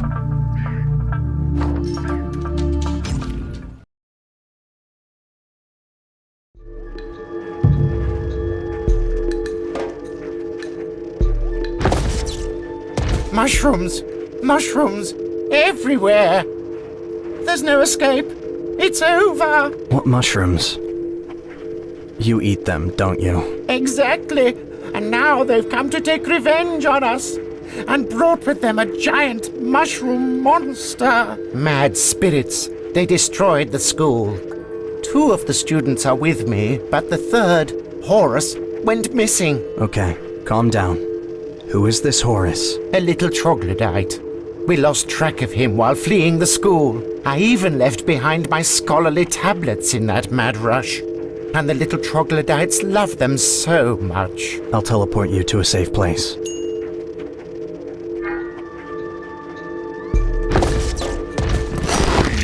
Repugnant worm.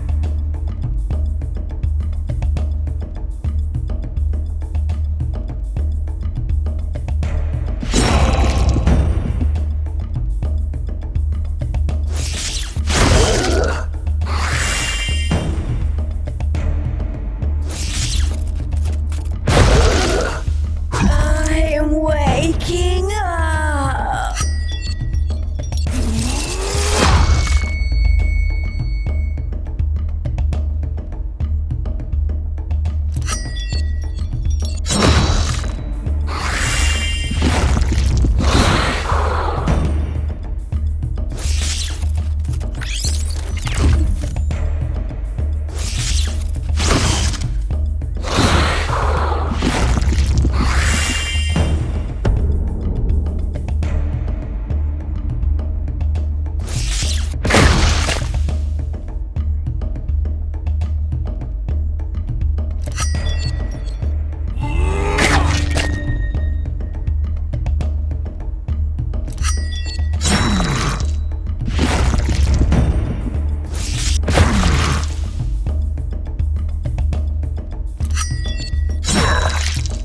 I'm waking up.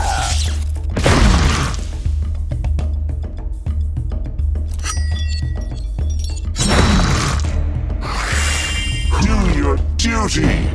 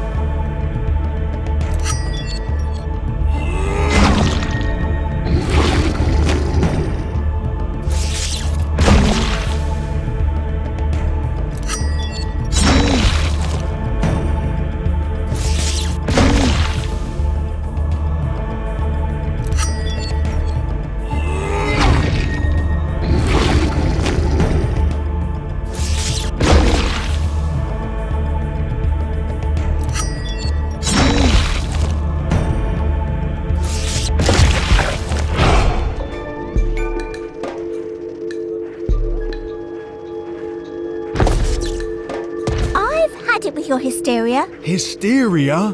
I'm merely stating the facts. Are you okay? Need any help? No, we're fine. The Scarlet Witch has helped us. We don't need any more help. So have you been helped or not? Yes. We're all set. You can stay here if you love it so much. So, where do we go, Margot? The village is destroyed.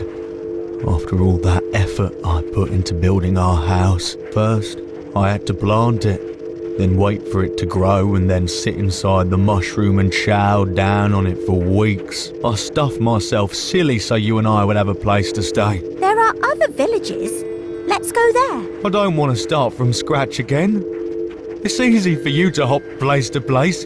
You don't ever do anything. Arnie, you are a selfish fool.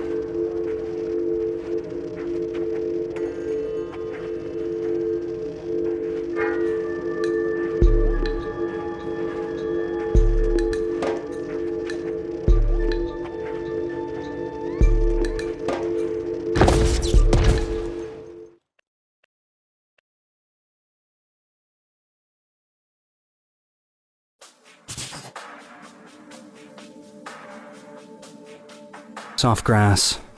That's still green and has sweet fragrance at the beginning of fall. I've been told that this kind of grass grows only at the Park of Justice.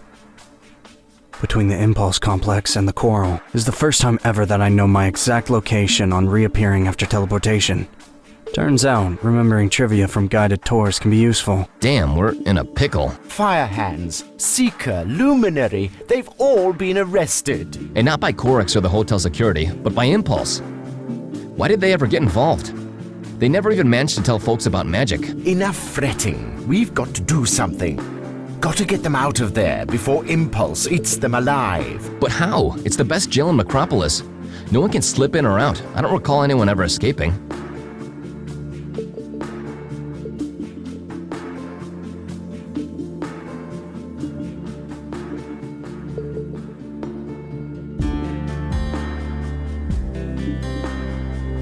It was probably a bad idea. Sauntering across the lawn in an uncertain direction. Hey, look, it's the guy from the talk show. He just dropped out of the sky. I was looking right there, and there was no one. And now the grass is crumpled, as if he tumbled out of the sky. Quick, go after him. This is that teleporter, I'm telling you. Listen, Mr. Teleporter, we have an urgent assignment for you. We need your help to carry it out. We need to break Firehands and friends out of their unfair detention by Impulse. I'm not about to help them. Besides, I can't. But who else would? You're the only one who can. If brave souls like Firehands wither in jail, then no one will ever learn the truth about magic. Is that what you want? For magic to be hogged up by Impulse?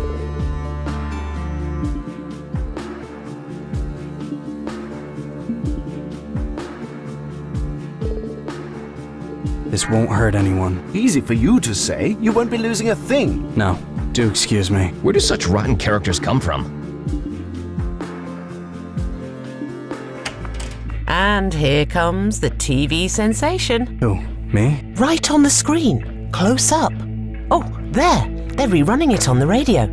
Come to the kitchen and have a listen. At 4 p.m., Ricky Shurshugi, a leading investigative journalist of our time, held an exclusive talk show in Micropolis. It proved to be a phenomenal, unprecedented meetup. The four so-called factions, Impulse, Corex, the Townies, and the mysterious sorcerers, gathered at the studio to take part in Ricky's talk show. The broadcast was unceremoniously disrupted by one of the participants, namely Freddy Firehands, who was there on behalf of the sorcerers. At the heart of the conflict lies something referred to as magic. Firehands declares it to be a kind of unknowable force, which Impulse stole from humanity. As a result of the ensuing altercation, power inside the building was lost and the broadcast cut short. After the sorcerers' faction started displaying aggression towards other participants, they were detained by Impulse's police. The latest details about the arrest will be revealed tomorrow. For now, we bring you another rerun of Rick Shurshugi's infamous show. Let's see if we can get a better handle on the conflict. Way to go, Cyrus. I never thought that you'd get interested in our town's social problems so soon. Yeah, it just kinda happened. Even so, not everyone would take a plunge like that.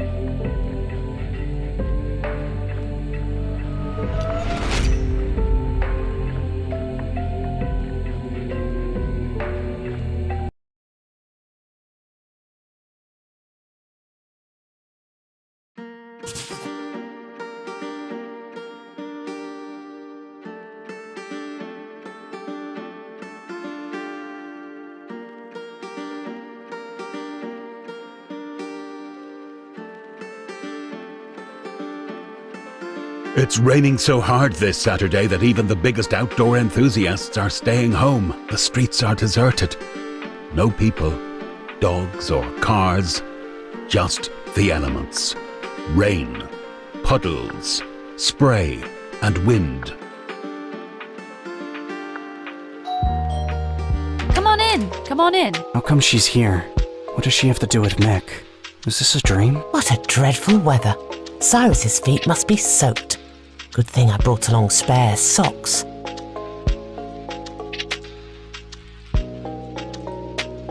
Oh, how nice. I'd hate to sit around with my feet wet. What brings you here, Alice? I live here. What, with Mick? Yes? Cyrus, what a silly question. She doesn't live with Mick. He lives with her. Meaning? Just that. Mick lives with Alice. I don't get it. What's not to get? Their parents are old friends. So while Mick's apartment is getting renovated after the fire, they're temporarily staying with Alice's parents. Got it? Oh, that's what it is. I see now. You could have told me. Mick, go greet the guests. Introduce everyone. Give them a tour. Just a second, Mum. Coming. Are you playing again? No. Yeah, I'm almost done here. Come on in. Make yourself comfortable. Warm yourselves by the fireplace. Oh, Alice, here, before I forget, Mr. Timms asked me to give you this. He said it wasn't exactly what you needed, but it should be close enough. Mr. Timms? For me? Are you sure? Yes, just take it and look it over later. I'm sure you'll figure it out. Okay. No, you piece of shit assholes. Go to hell. God damn it, they're screwed in the head. What the hell was that? What kind of moron? Bungling the whole thing up like that after dragging this on for days without a foul. Now all of a sudden... Enough. You already burned down the apartment. Calm down. It's just like they have shit for brains or feet for hands. So stop playing. Dad, just explain to me why you'd use heavenly thunder in a river when your allies are there. What kind of freaking idiot? And this one fires acid spit at the Swamp King. Never mind that he's immune to toxins and regenerates like a god. What are these morons doing at this level? It's for players who can win 1 against 4. These losers should stay the hell out. Yo, Cyrus. Okay, let me introduce you to everyone. I'll start with your aunt. This is Miss Sina, my favorite biology teacher, and just the best neighbor ever. Always giving me her awesome cheese pancakes. Who else would tell me about the recessive gene, which does not manifest itself when crossed with the dominant allele? Oh, wow. He actually remembers. Okay, who's next? Alice. I think you guys already know each other, same as with Aunt Sina.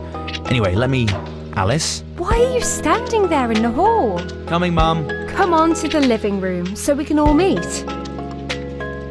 Charles, Mick's dad, I can't thank you enough for your bravery. Can't wait to have a nice long talk once we all sit down at the table. This is my wife Adela. I'm Bill, an electrical engineer and Alice's dad. This is my house. My wife Merritt is visiting a friend in Largo, but she sends her regards. Okay, everyone's here. Wash your hands and let's all sit at the table. Did Alice go back to bed? She went to bed? Yes, she's into the latest trends. She read somewhere that daytime naps make you look refreshed. So now she sleeps in the middle of the day, like a kid. Don't wake her. Let the girl have a beauty sleep. Bill, do you think we're facing bankruptcy? No way. We've been through much tougher times than these. Remember that fall flood 7 years ago, when 1/4 of all the mines collapsed? No, we're a resilient bunch. They can't break us so easily. I don't know where you get that obstinate confidence. As far as I can tell, Corix is already crumbling. Another month or two, and it's curtains. You can remain pessimistic if you like, Charlie. But when Corix shows Impulse who's boss, let's see what you have to say then. I bet you'll be ashamed of your lack of faith in what you yourself have built. Let me steal Cyrus for a bit. Let's go check out my room.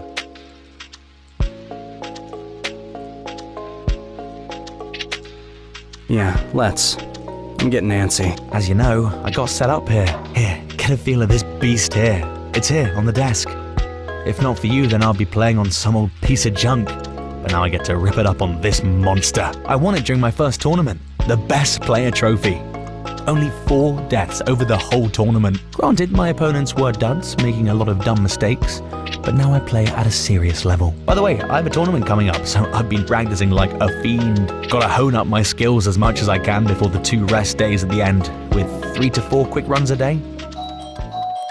Is that a neighbour? Let me go see. Oh, Alice, we thought you were asleep. What? No, I dropped by a girlfriend's to get something for class. Why didn't you take the key and your rain jacket? It's pouring out there and now you're drenched. Oh, you dingbat. It's just around the corner. I figured I'd be right back. You could have at least brought an umbrella. Go change. We're all about to have tea. The rules are simple. For example, I say the word lemon, and Alice says the first word that comes to her mind associated with lemon. Cat. No, Alice, you don't get it. Or you're confusing it with some other game.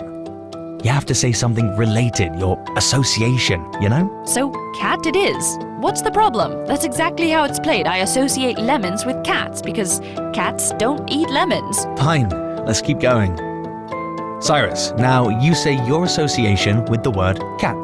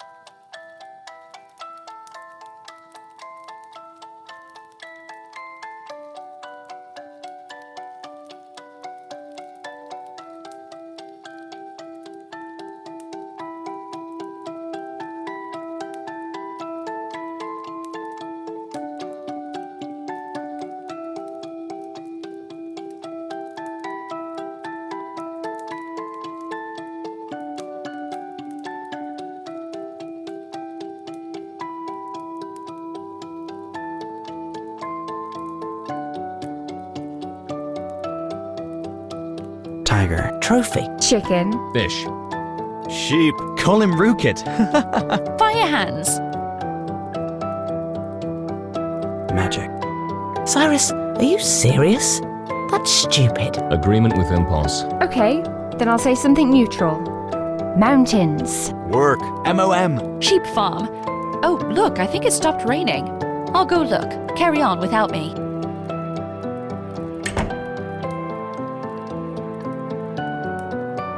Wool. Excuse me for a minute.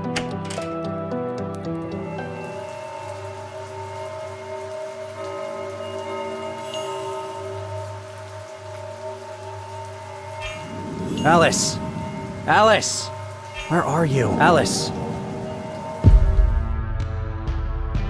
Get your sword. I'm a VED, your teacher.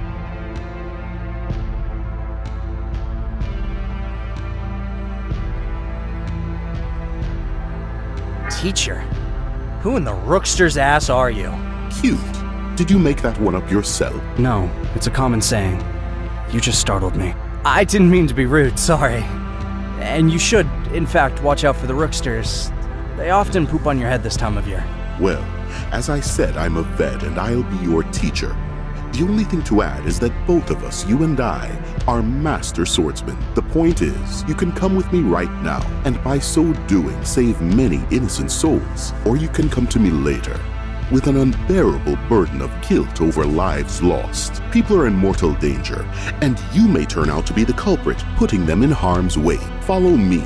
There's something you need to see. See? Yes, that's what I said. See. Lead the way.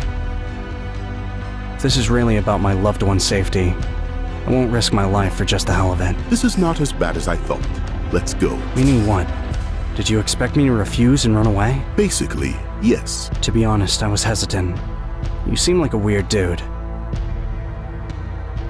Wait for me.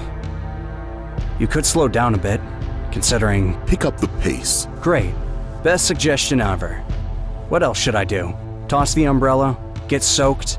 Trip on the curb? Walk into a lamppost? You can teleport, but don't know how to walk. That's sorcery. And this is just... My point exactly. How do you know that I can teleport? Run! What? Where? Is this a drill? Or is someone after us? Impulse. If it's impulse, then what's the problem? We haven't done anything wrong. At least, I haven't. You want to land behind bars?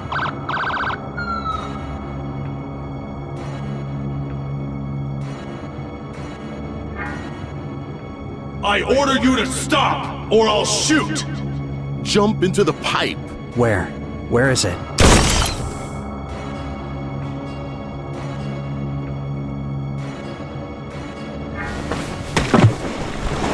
Not bad. I didn't think you'd make it. Thanks for your vote of confidence. Now what? That's the thing. We gotta walk through a wall. Can you? Walk through a wall? How about I also snap my fingers and make time stand still? Just try it. If it fails, then teleport beyond the boundary, and I'll find you there. The main thing is to disappear without being seen or heard. It basically works the same as when you teleport, only to walk through a wall, you first have to replicate it in your head and then release a magic impulse.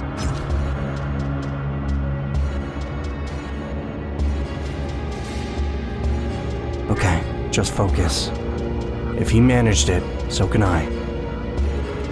Worst thing that can happen is I slam into a wall. Yeah, giving it a shot.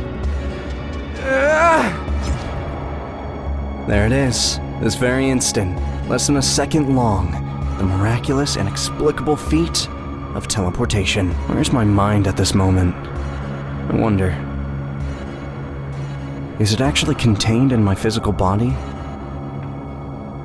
And where's my body for that matter?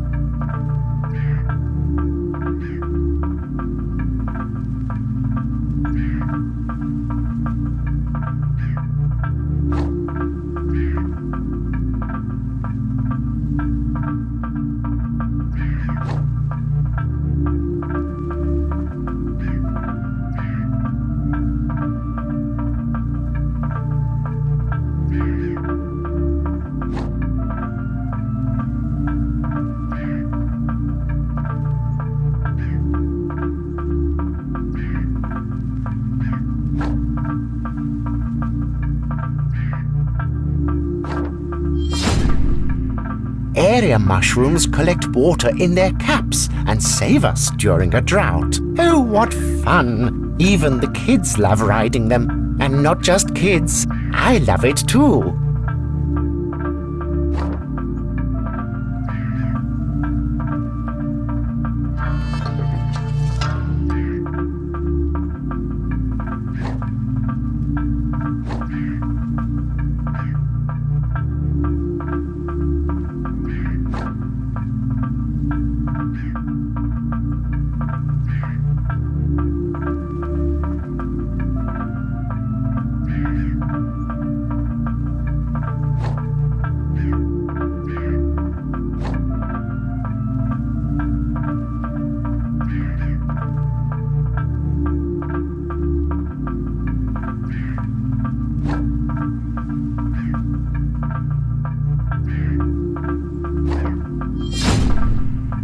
Tree fungi are like dark spirits. Parasites. They grow strong by feeding on someone else's energy.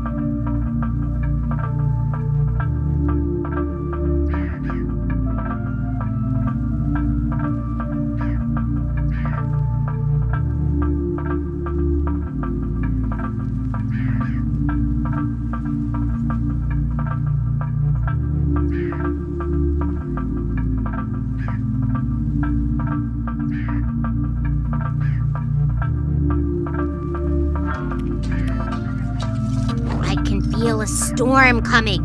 It's raining here too, same as in the town of people. The keeper is beside himself.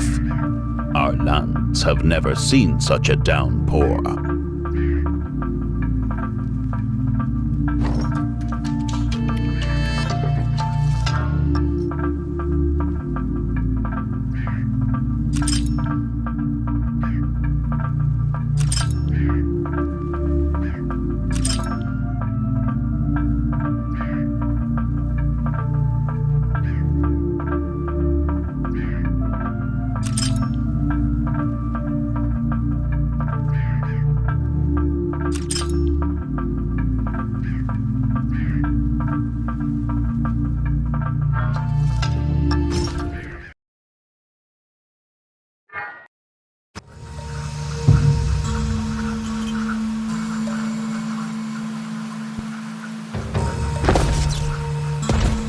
Hello. Come in. It's dry and toasty in here. Take a seat and rest up. Okay, I'll have the usual. Your signature squash pie with tree fungus and golden larvae. My payment's in the basket. I beg your pardon? Feeling better? Off you go to Granny Yum Yum. What? I'm not going anywhere. What's that supposed to mean? Is there no delivery when it rains? Think you may be confused. No, everything's fine. I've got fresh edible mushrooms in the basket and a lantern. Nice lantern. I'm not talking about payment. I'll get you the pie, but only if I bring you to Dawn. Me? To Dawn? I don't mind, just... Well, don't forget about the pie.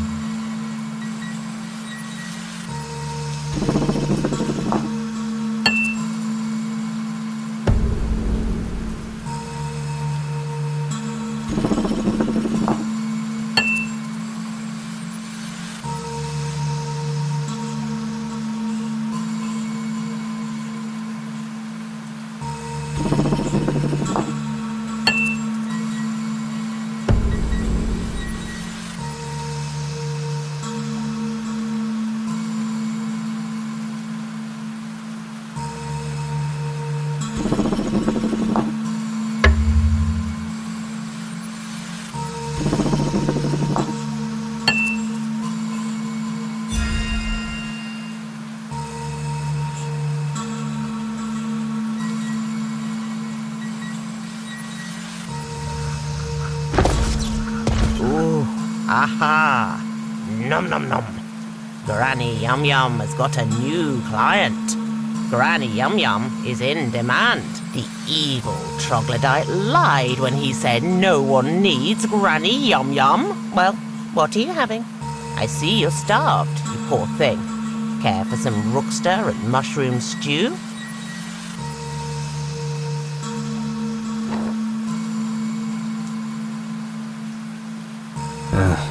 It's not for me. I'm placing an order for the troglodyte Lulu. He'd like your signature squash pie with tree fungus and golden larva. Easy. Coming right up. Now I gotta peel and chop the tree fungus. Just a few more minutes. And it's ready. So, just as you agreed, the payment is fresh mushrooms and a lantern. Yes, great. Take it. And try the soup too. You won't regret it. Wait, don't go. Find me some arugu mushrooms for seasoning. Nice and spicy. My patrons love them, so I keep running out. And I sure have trouble looking for them. All that island hopping. But you're so light on your feet. Come to Dawn, a new troglodyte village. Oh, the troglodytes are nice. I love the troglodytes. They love to eat. I'll whip up some delicious treats for them. In that case, I'll teleport you to the village and see if I can find your spicy mushrooms. Just don't forget the cauldron.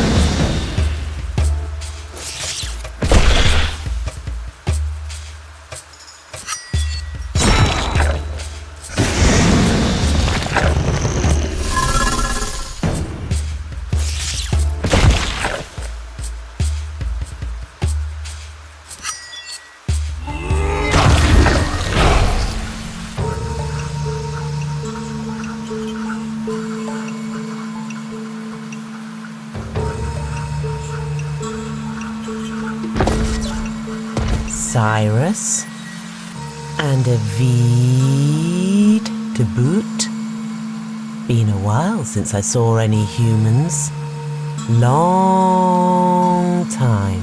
It's been 30 years since I had a man stand on my back. What? On my back. He was old and very strong and smart, just like you. He used to prompt me in my thoughts and words. Granted, he didn't chase the rooksters away and left the spirits well enough alone. There were no spirits back then, and no troglodytes either. We all dwelled in an idyllic realm. We ate the rooksters, who ate larvae, who ate mushrooms, who fed on Earth. And the Earth, in turn, fed on all of us. But then the troglodytes came, from ruined dungeons and flooded burrows, and tore down our utopia. They started eating mushrooms and larvae. The rooksters started to fly away. The jelly jets started falling asleep, since there were fewer and fewer rooksters. So the Guardian decided to conjure up a creature that would compete with the troglodytes. But he did it poorly, ineptly, out of spite. They don't eat the troglodytes, and no one eats them. So they keep multiplying. The Scarlet Witch is our last hope. Maybe she'll come up with a solution. Or, at least, exterminate the surplus troglodytes and spirits and put things back to how they were. Go ahead and run wherever. I know you humans are always running off someplace.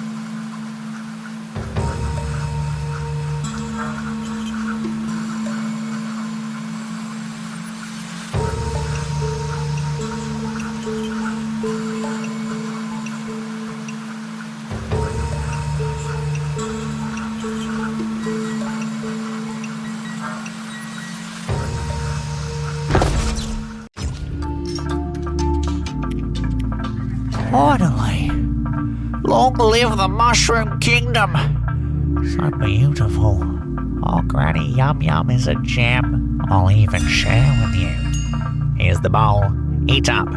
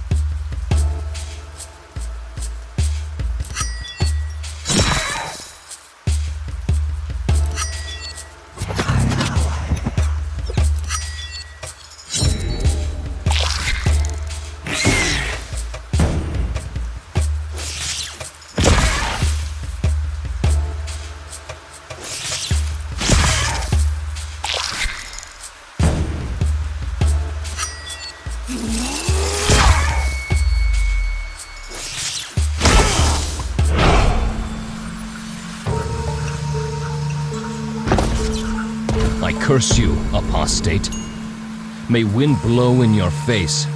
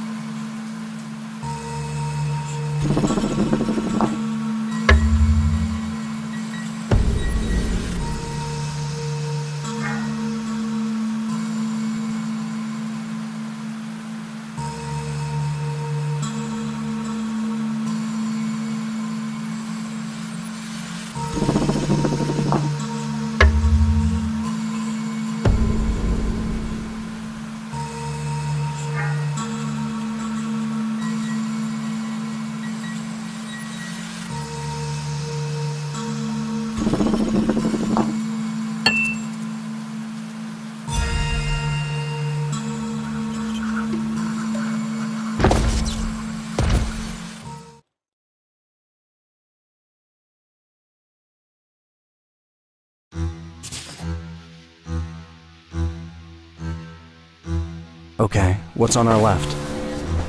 Another wooden wall. And on our right, just as I thought. Ah! What is that? Your old coat has come to life. My coat? No, that's probably your dad's paramour falling out of the closet. Let me go teach her some morals. Oh, I don't know about that.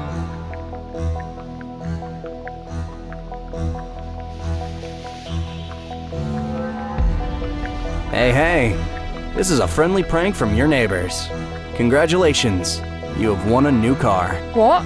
An electric car? Yes, it's about to arrive right under your windows. Let me go show them where to park it. What's this to do with my neighbours? Will we be sharing the car? No. This has nothing to do with them. They just wanted to prank you. And according to the rules of our contest, 1 in every 1,000 pranked users gets a big win. So how did you get in here? Just a minute. All the details have been captured on video. Where's your bathroom? Down the hall to your right, the first door on your left. Thanks so much. I left my phone somewhere there. I need to make a call, so the bathroom should be close to the front door. As in apartments. And that gives me the general direction. Won't you go into the bathroom? Yes. I'll go there in a minute. Just gotta find parking first. I think I made it. That was close.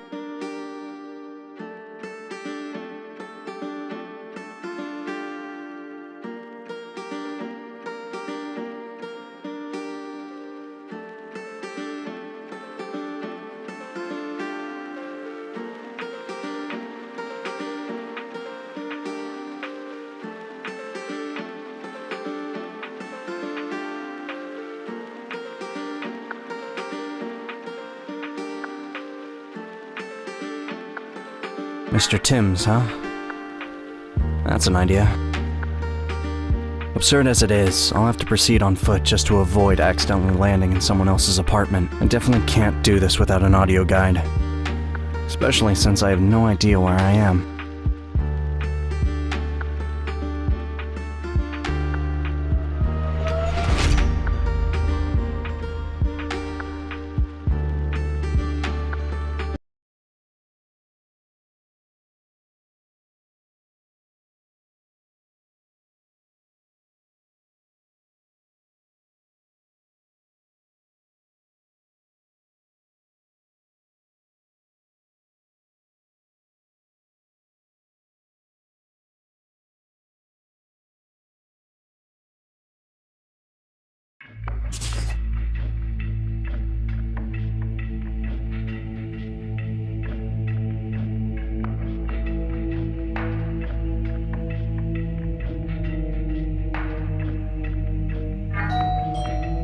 Who the hell is out there in this weather? Coming, just a second. Oh, it's you, Cyrus. Come on in. Mr. Timms, what do I do? I don't understand what's going on. I see. How do I put this? You're in grave danger. There's an all-out manhunt for you. You can't go to Impulse or Firehands, or especially the VED. You hold a highly coveted, untapped force, which everyone in this desperate competition is dying to get their hands on. And? Now what? You know, Cyrus, I'd advise you to leave. Where to? Go back to Kamara. No, they'll find you there too. You should go there. You suggest that I hide out in the magic world? But what about my friends and family? They would harass them. That would be pointless, since they don't know your whereabouts. And they can't blackmail you either. How could they blackmail someone they can't reach? Makes sense. Just take a vacation in the magic world. Speaking, what? And what did you expect? Makes sense that he would have fled. Yes, sure. You'll just have to wait. I doubt it'll take long. Of course we'll catch him. Where would he run to? Okay, we'll be in touch. So, what was I saying?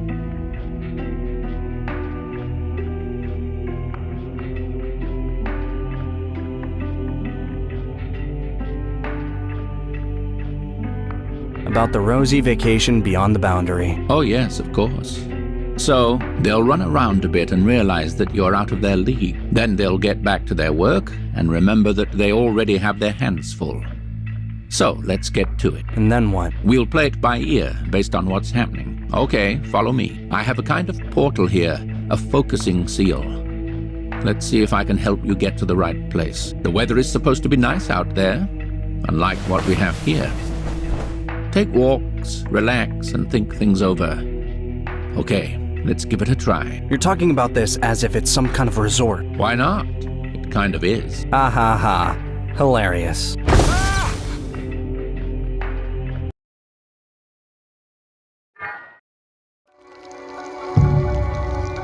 I don't sense connection with Dawn. Wait, This can't be due to the thunderstorm. The chaos energy is throwing you off. Something ominous is lurking in these dungeons. Hi. Nice to see you. Hi. And what's this? A new seedling? Yeah. It's a tiny little seedling of the tree of life. Excellent. I can use it to prepare spells. Friend? Be so kind as to find my friend. He went down the tunnel and never came back out.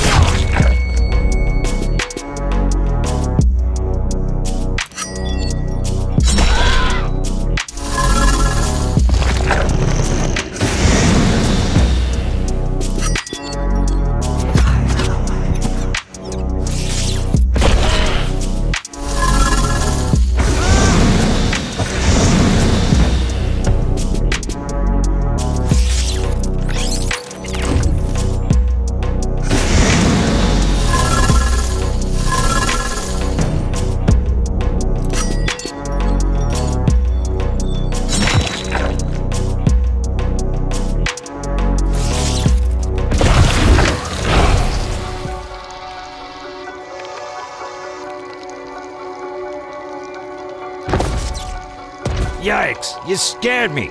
Who are you? And you? A mushroom? Well, yeah. You've never seen a shroomoid? I have, but they looked different. Yes, those were dead. But dark necromancer spirits resurrect them and send them into battle over and over. Are you lost? Yes, I got lost while looking for Snorlaxes for the Scarlet Witch. Without them, we're useless to her. Do what the witch tells you. I believe her intentions are good. I agree. Without her, we can't save ourselves from the Guardian.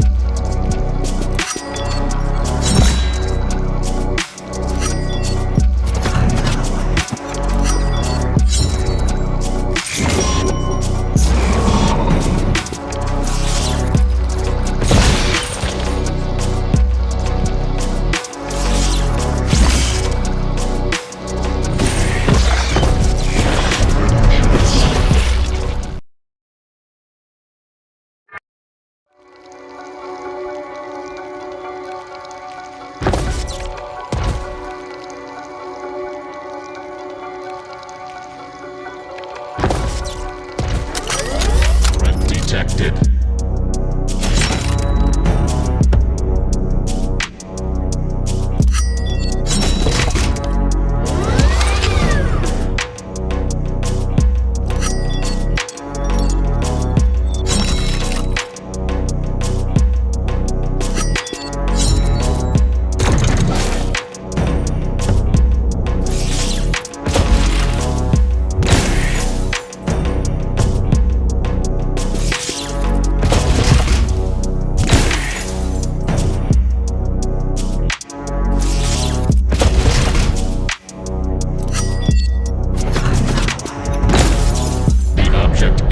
Protection.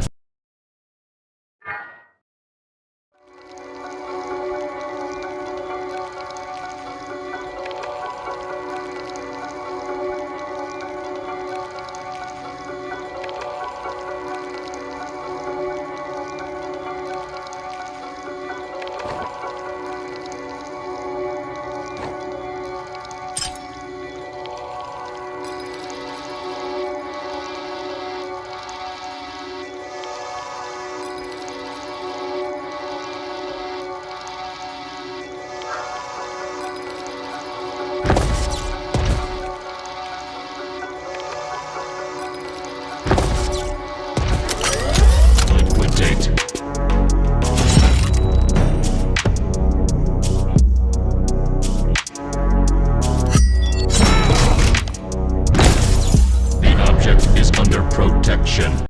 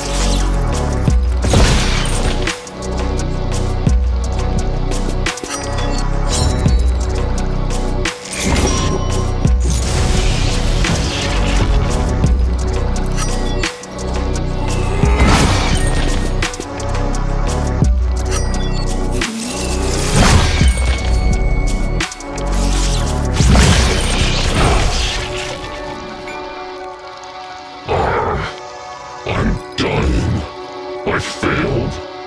This is a debacle. Cyrus of Kamara, you saved me from my insanity. I'm the spirit who once held down the mask of the Faceless.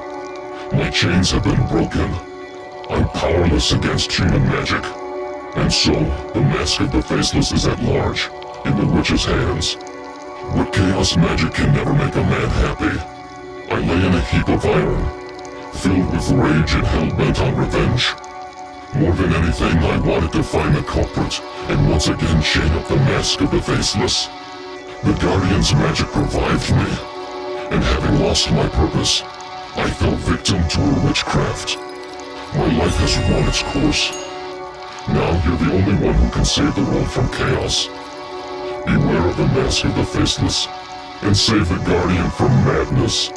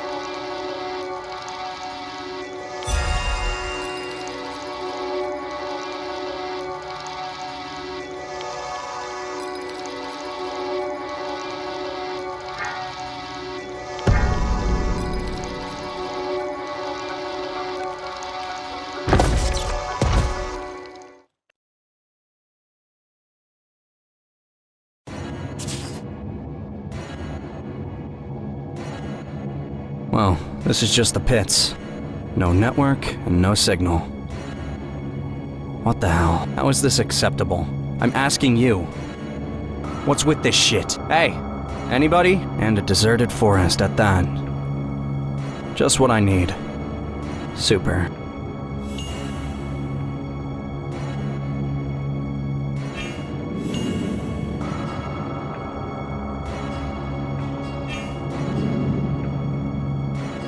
For better or worse, nothing in the world lasts forever. The fading consciousness harbors hope that someone else, while wandering through the forest, may come across the exhausted wayfarer. Instant darkness spreads out like water, filling up various cavities. This must be the end.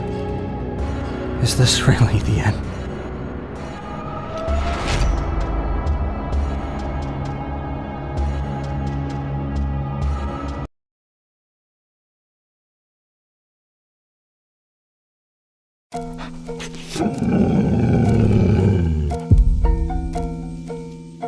Oh, another one drowned. No, he's still alive. What should we do with him? Clean him out and ditch him? Like what happened to me?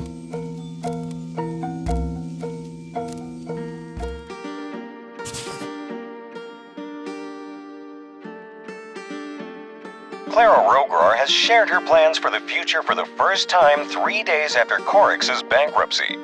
we're planning on creating a brand new company which will welcome all of the remaining jobless workers who are now scattered all over. We need substantial funds and, more importantly, we need leaders. Strong personalities whom people will follow, who inspire trust. One of Impulse's 3 repositories was destroyed in the fire. Efforts have been focused on restoring the radio tower. A group of extremists. After the trench collapsed, it was washed out. It is Impulse that ensured a supply of foodstuffs. Gramps, who needs the news now? Turn it off. Your convalescent, who just woke up, definitely doesn't need it. He needs peace and quiet, so he can rest. No, it's fine. Please leave the news on. Impulse has announced that it's developing a weather regulator which will combat this accursed rain. Details have not yet been disclosed, but some sources named Professor Timms as the person in charge of developing the apparatus. Firehands, recently notorious for his appearance on Ricky Shirshugi's show, has been getting people to convene at Construction Square, the highest square in town. He claims he knows what Micropolis needs now and what nature is demanding, and he has a solution. Who will be the one to put an end to the flood? So, how are you feeling? Any better? Uh-huh. Do you remember your name? Cyrus, I think. And I'm Airy. Remember me? Sure, we had a chat at Impulse. Come on, try to sit up. What are you doing, dear? He should stay in bed for a while. No, it's really about time. What were you doing out in the wild? I don't recall. I was hanging out at a friend's house. It started raining. We went for a walk. Then I got lost. I see, Ari. We've sheltered an alcoholic. No, he's not an alcoholic. He works at Impulse. I ran into him at the dining hall during my internship. He works? That's a stretch. Impulse is no place for an honest working man. You'd send everyone out fishing if it were up to you. Well, kiddies, looks like the rain has subsided a bit. Let's go to Micropolis. Let's see how you guys are managing over there. And you should get back to school, Ari. All aboard my boat. What do you mean, your boat? You want to go by boat? But there's no river in Micropolis. We've got a jester. Go take a look outside. It's all flooded. A proper lake out there. Waist-high puddles. Hold on. Oh, tarnation! You hear that thunder? Not gonna work. Another storm is brewing, and we'll have to wait. Okay, Ari. Then let's go see my brother. And you, laddie, stay here and make yourself at home. You can go for a wander around the neighborhood. It's tiny, just 5 houses. You'll find a raincoat and galoshes out in the hall.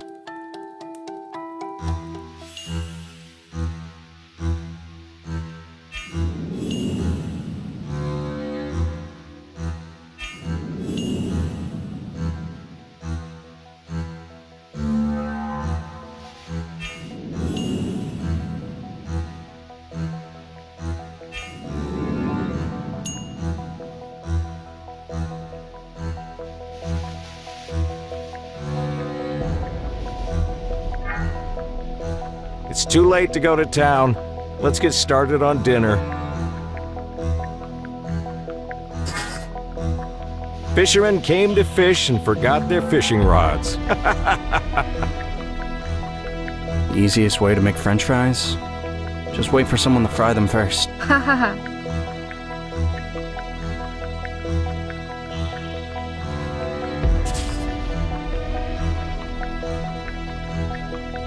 The rain has subsided. We can go.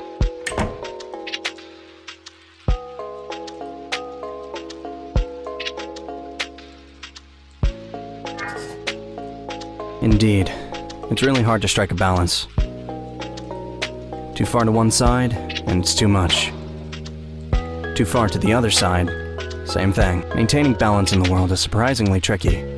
Same as with this boat. A genius human invention allowing us to move across water.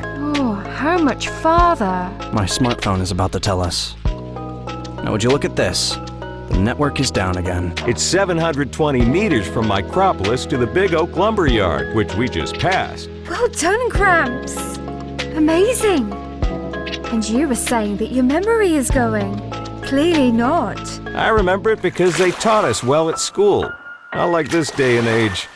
I was once invited to Corex's trade school to talk about fishing teams. And it was a joke. They were all so rude and unpleasant. And the few who weren't rude were dim bulbs, just staring blankly. Both guys and gals. Then, this tarted out gal walked in half an hour late, and the instructor asked her, "Where were you?" "No," he asked. "So why are you late this time?" She just stood there, mum as a fish.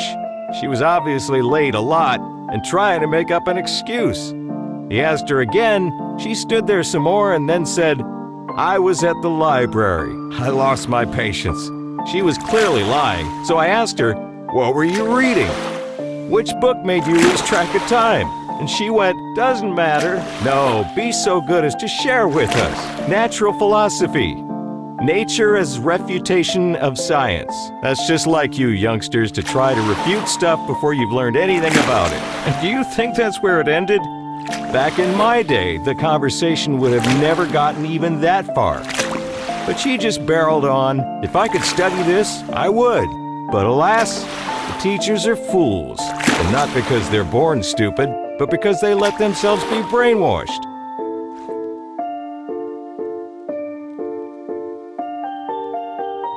That's for sure. The funny thing is, I think I know who this is. Was her name Alice? Yep, that's it. That's what it was. Okay, fine. Maybe I'm old, backward, and dense.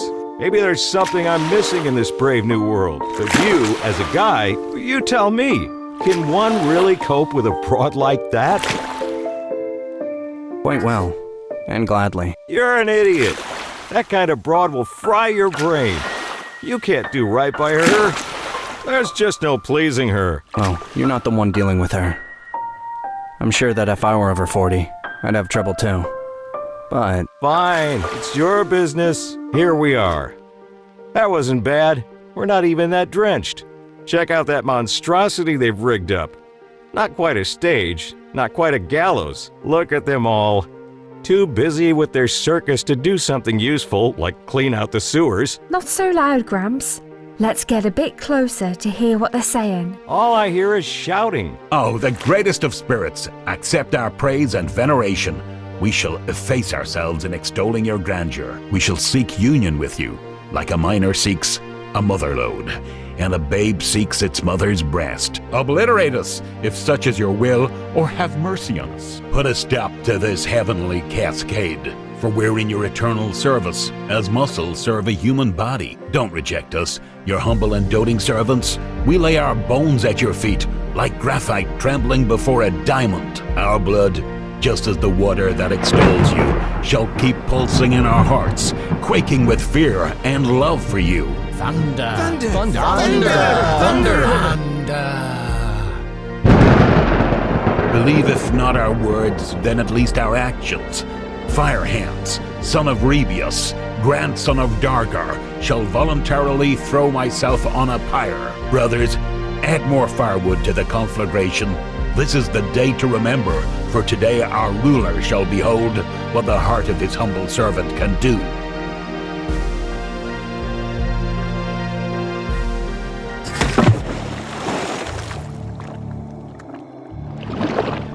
Hey, Freddy! I want to as well. Oh, Cyrus. Calm down, teleporter. Drop the ore. What dark forces have possessed you? Let me complete the ritual, and then we'll talk.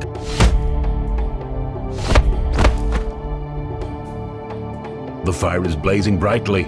So is my soul longing to make a sacrifice. Gaze down upon your loyal servant.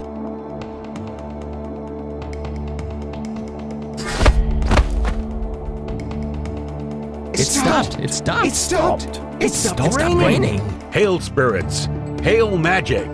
Hail, teleporter! The rain has ceased.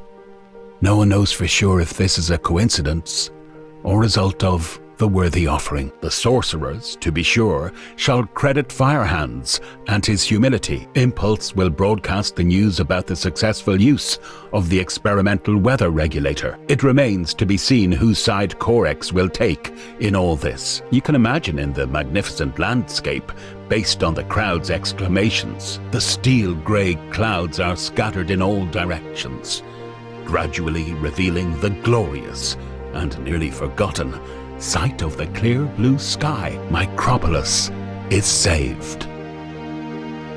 Friends, this day means a lot to us for those of us who saw the whole thing with our own eyes. Finally, magic is no longer something forbidden and secretive. People are beginning to believe us, beginning to see how the world works. But bear in mind that not everyone welcomes this development.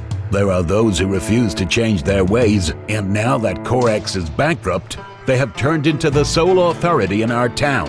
But this is only a temporary setback. We need to expand our circle of followers. Tell everyone you know about what happened here today. Let everyone learn the truth and come in contact with magic. Magic is with us. The Guardian is with us. And also, Teleporter is with us. Please welcome our friend, the harbinger of our revolution. Even though he has repeatedly questioned our ideas, he's here now. He's with us, and that's what matters. Come here, my friend. Let me embrace you. We've a lot to talk about. A lot has changed since last time you were here. Holy cow, what a hug.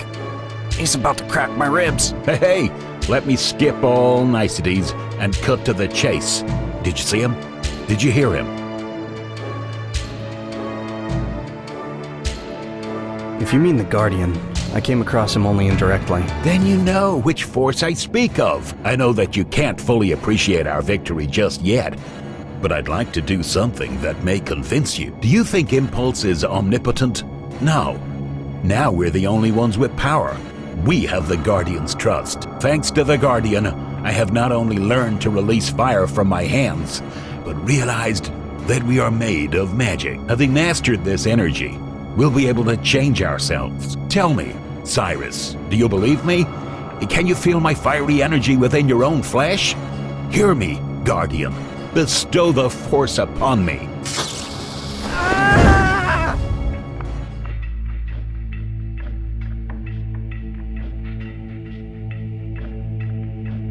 Did he just travel beyond the boundary with me? No, wait. Get up, my friend. Let's thank Guardian for his generosity. Come with us into the great future that lies ahead. This reign will have become a major milestone for us. Despite Chorus's bankruptcy and the ruination of part of our town, the reign left us no choice but to realize that magic is the absolute truth and the only thing that can save us all. From now on, people will cease to be slaves to material conditions. From now on, everyone can create around them their own reality. From now on, our internal strength shall define the truth, while the Guardian is smiling on us. Nothing can stand in the way of magic. Come to Karabe Piers tonight. We're throwing a ball in honor of magic and the Guardian. Now, I must rest. And not just me. Just look at Teleporter. He's so discombobulated, he's gone speechless and lost his bearings. Deep, help him to his feet and guide him to one of our flats. Cyrus, once you recover a bit, come see us. We have a lot to discuss.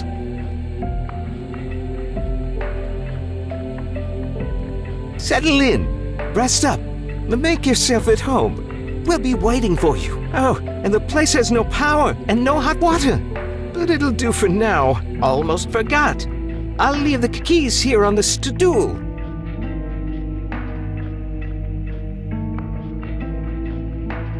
It's a miracle. I can see.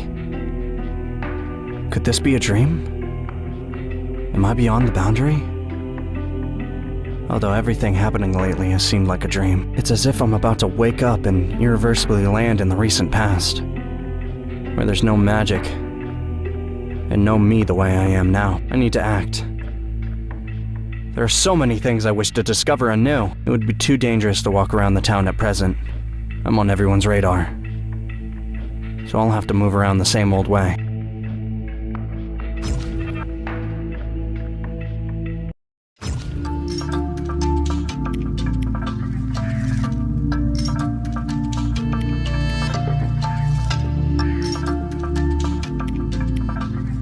The calm of the Blue Forest is deceptive. It has always shrouded its secrets in fog. Not even I know what awaits you there.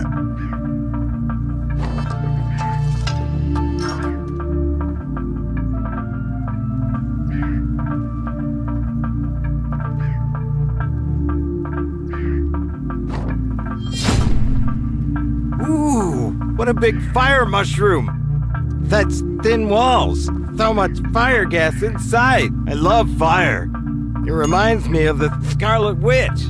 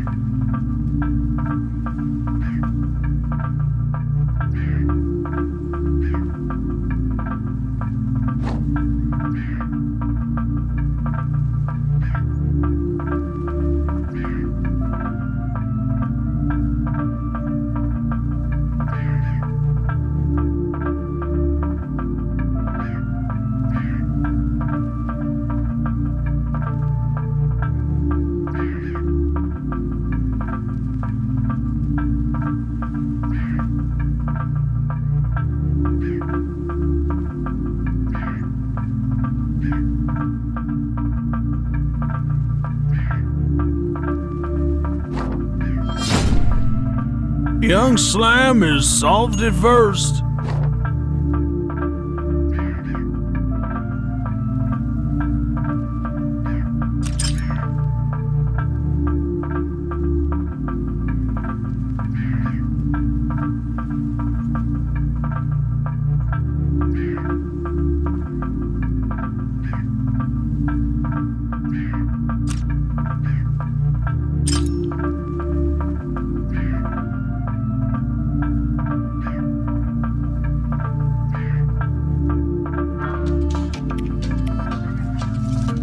Yum Yum, listen. Have you seen Lulu? Well, can you see him? No. and neither can I. Why? I just thought you guys were friends. You got along so well. He's a bad troglodyte. I'm not friends with a mean wretch like him. Did you have a fight or what? He fancied an exotic dish, a troglodyte pie, made out of the master. From the master? Is he a cannibal? So we had a fight. And then what? Where is he now? Him? Well... Wait, don't tell me you. Yep. I made a marinade out of the scoundrel. Lulu is now marinade.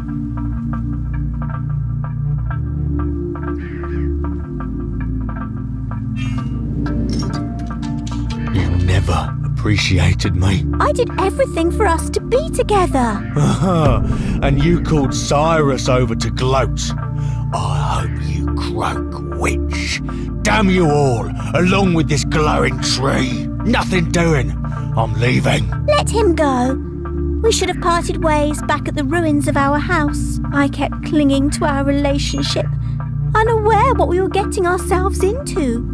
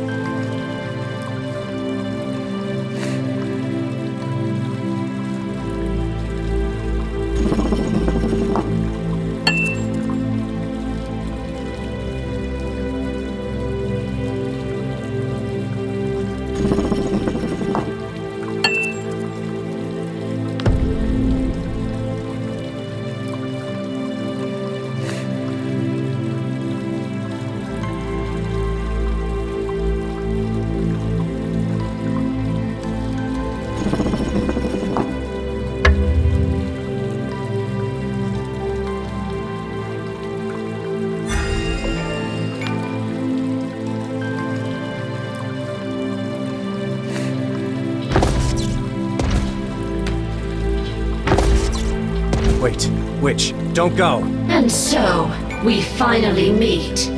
I somehow imagined you differently. More beautiful. No, older. I've heard so much about you, but now, seeing you for the first time, I somehow feel as if we've met before. That's the magic of the mask.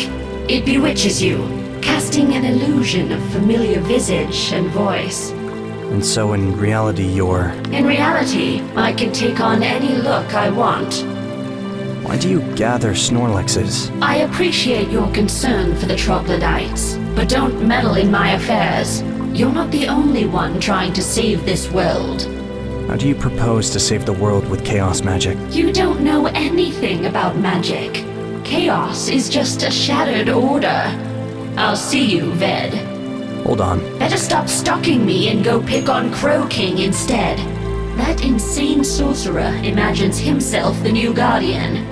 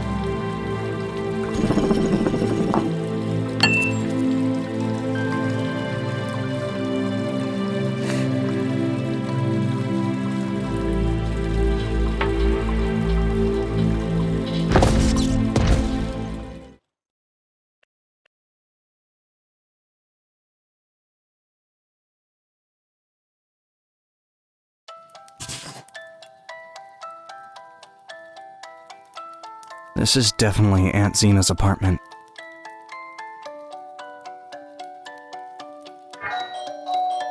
Coming! Coming! Really? She's exactly the same as I remember her. Exactly the same as I have imagined her, with just a hint of gray hairs at her temples and a smattering of fine lines under her eyes. Oh, at last! Come on in. There's no soup, but there's still couscous from this morning. I'll warm it up and fry some patties, and we'll have dinner right away. You've gotten so skinny and serious looking. Lordy, lordy. Cyrus, my Cyrus. Baby boy. Where on earth have you been? Well, all's well that ends well. Where did you get the money for the surgery? Okay. We'll get to all of that later. You probably want to shower. Go freshen up while I get dinner ready.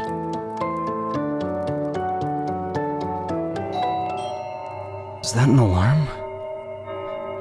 No. That can't have been a dream.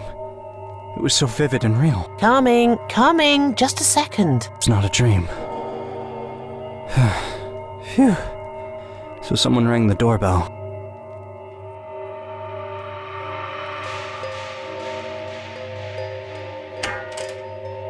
Oh, hello, Mr. Timms. Good evening. You look very flustered. Is everything okay?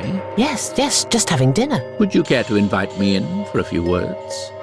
I have some good news. Oh? Now is not a very good time? Okay, no worries. Your nephew hasn't been by yet, has he? Why do you ask? It seems that he's back in Micropolis by now, but hasn't shown up at Impulse after his business trip.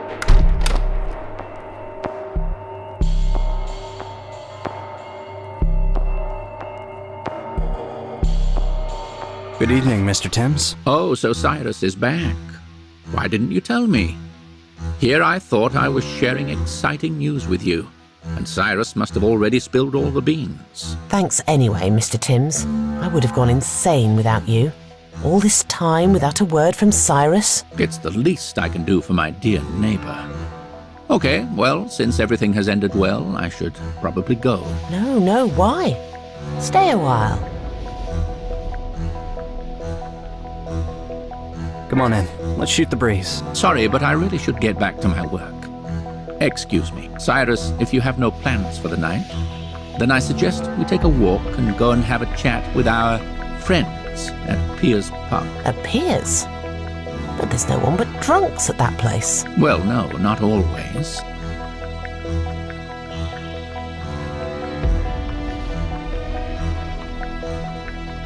Auntie, you wouldn't mind if I take a walk with Mr. Timms, do you? That's fine. You're a grown man and can do as you like. Just please, remember to let me know if you go out of town at any point. You're the best. Love you. Let's go by Karabi Piers. Freddie is throwing a banquet there, so it would be rude of us not to put in an appearance, especially since we have some involvement in everything that's happening. Can you explain to me what game you're playing? Same one as many years ago. Searching for the best way to ensure balance and order. I understand that each side of the conflict has its own truth. persuasive, honest, and noble. Many don't understand this fact, turning into fierce zealots. I think it's our mission, you and me, to seek, understand, choose, and act.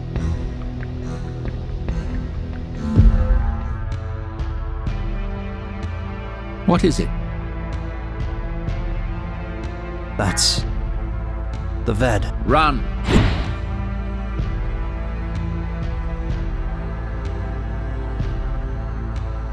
Wait, Mr. Timms. You have nothing to fear. What was that? Nothing new. We can't catch up to him now. Why was he so scared of you? Because he, if you want to call him that, is not human. What? Then what is he? A troglodyte deserter? He's a magic artifact, a paper man, an animated mannequin inhabited by a dark spirit. That's why he's so terrified. Any magic spirit that encounters a VED is subject to being banished. He holds no value in the human world. He brings nothing but mayhem and trouble. To minimize tomorrow's hazards, we need to do one other thing. Tame the madman, kindling the flames of war. We need to strip Freddy Firehands of his magic link with the Guardian, so he can't put up resistance to Impulse. We can dampen his conjuring abilities using the Vedic seal, and thus prevent a battle before it even starts. And since Firehands is always surrounded by his posse, it would be a lot easier for you than for me to pull it off smoothly. This will serve as a good test for you, too. You need to attend the Sorcerer's festivities. Wait until it gets late and everyone has their guard down, and then place the Vedic seal on Freddy. What exactly is this seal? This seal is none other than energy manacles that block the mind from the magic source. As I understand, Firehands uses energy from his surroundings and the connection with a spirit, the guardian of the magic realm beyond the boundary. The VEDs need the seal to maintain the magic balance, so magic remains beyond the boundary. But it's a rather ineffective means, because the seal wears out over time and falls apart. While the others are readying for war, we rush into battle to prevent it.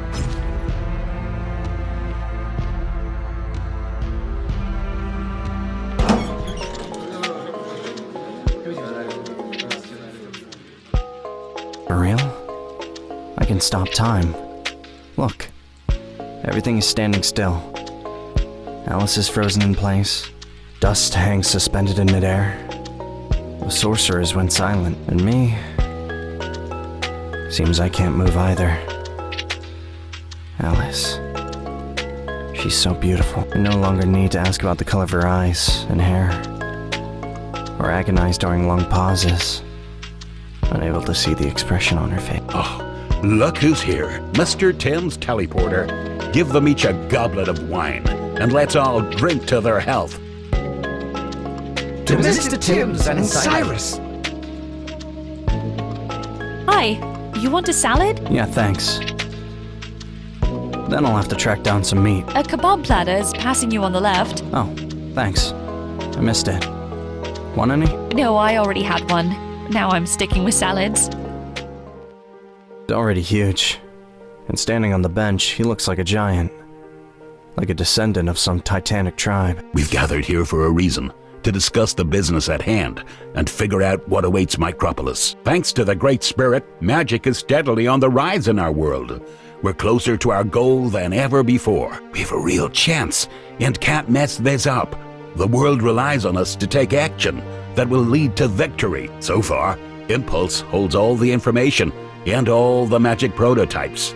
They will continue duping us. Even now, when the Guardian has shown us his benevolence, they keep droning on about their weather regulator on the radio. What's more, they keep hiding behind Professor Tim's reputable name, claiming that he's the one who developed it. We have to put an end to these lies once and for all. I won't say a word about our plan today because I'm guided by the Spirit. Besides, as much as I'd love to, I can't trust everyone present. Not to mention, they may be eavesdropping on our conversation. But what are we to do, you may ask? And I'll tell you what. We need to conquer people's hearts. Shout about magic from the rooftops. Preach about spirits and miracles everywhere you go. Reach out and touch any sign of sorcery. The stronger your faith, the larger the following, and the closer we'll be to the truth. Tomorrow, we can have an important meeting with Clara Rograr. She needs strong personalities, and that's us. Now, let's resume our feast and drink to the health of our magnanimous Karabi peer, thanks to whom we're all gathered here today. Hail magic! Hail Guardian! Is something wrong? Yes, I feel more and more uncomfortable with what's going on. This is wrong. I've been waiting for magic to become reality since I was little, but this is not how I pictured it. I imagined it as a beautiful, ethereal fairy tale, and this looks more like an armed conflict. In their hands, magic is not made of light. It's weaponized, used as a premise for one group of cutthroats to clash with another.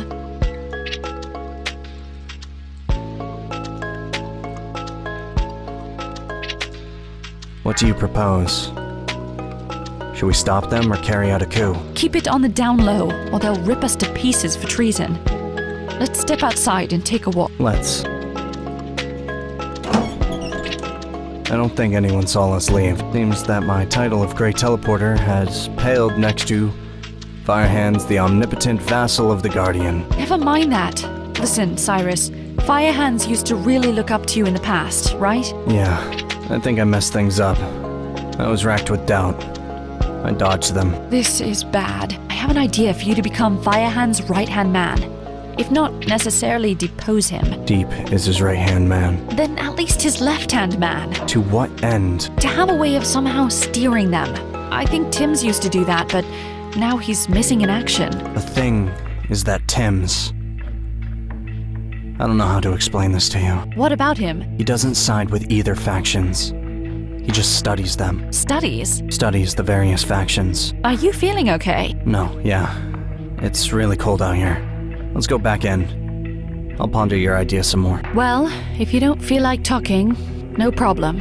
Then I'm going home. No point in chatting with the crazies. Everything's fine. Calm down. Let's go.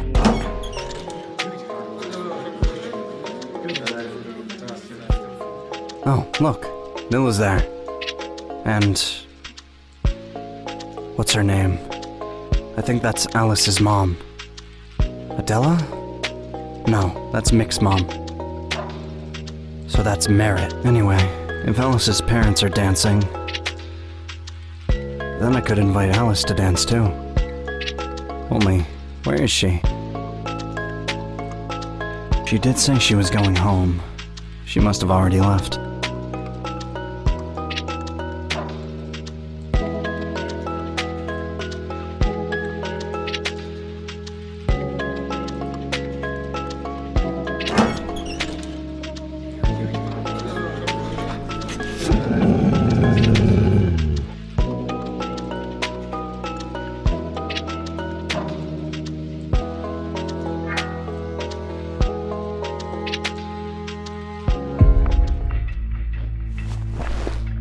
It's only because of Cyrus that you agreed to speak to me, right? Right. My hands are tied.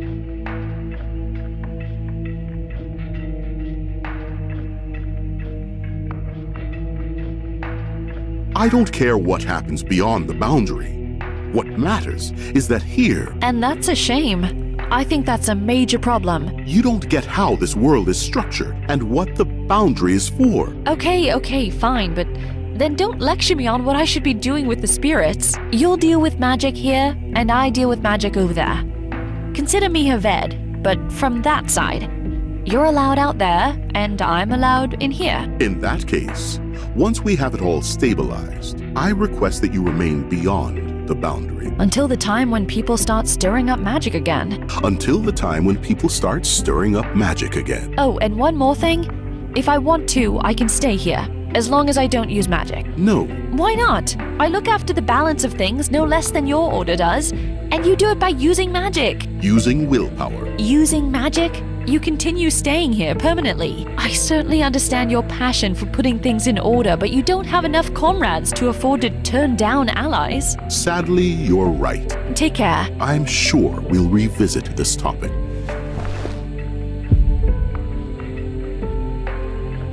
Either they evaporated, or I've gone deaf. How did they vanish without a sound? It must be some Vedic magic.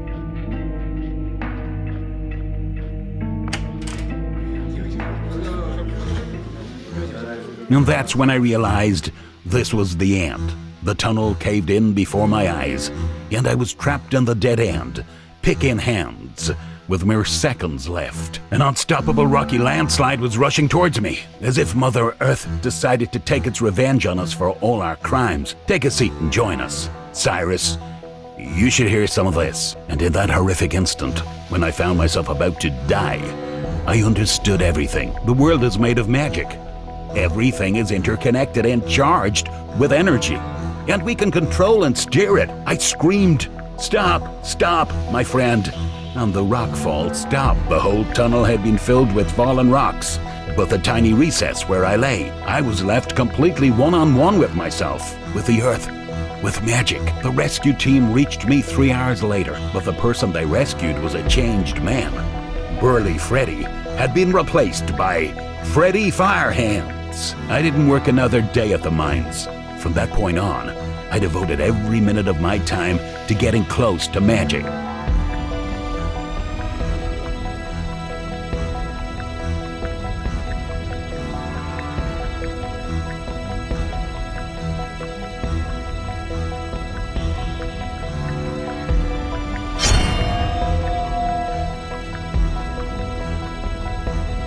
What was that? What?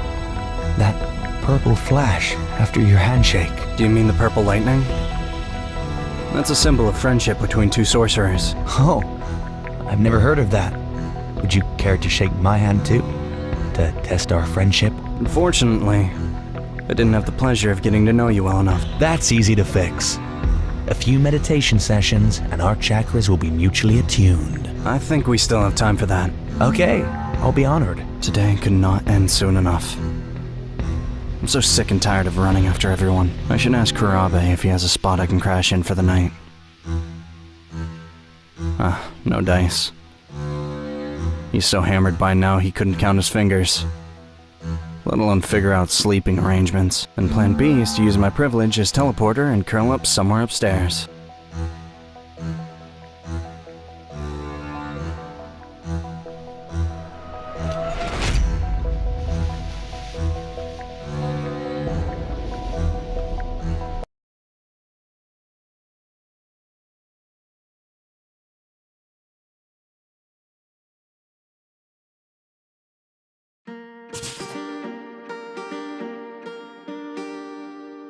Cyrus! Cyrus! Cyrus! Cyrus! Wake up! Wake up! Hurry! Fire Hands and Clara Roger! On Ruby Street!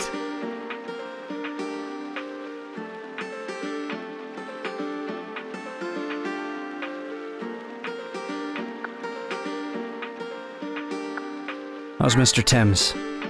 Is he ready? He's ready! He's ready! Always ready! Is he in the square? Kraten!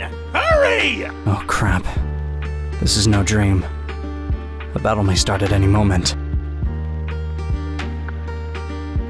It's a lovely sunny day.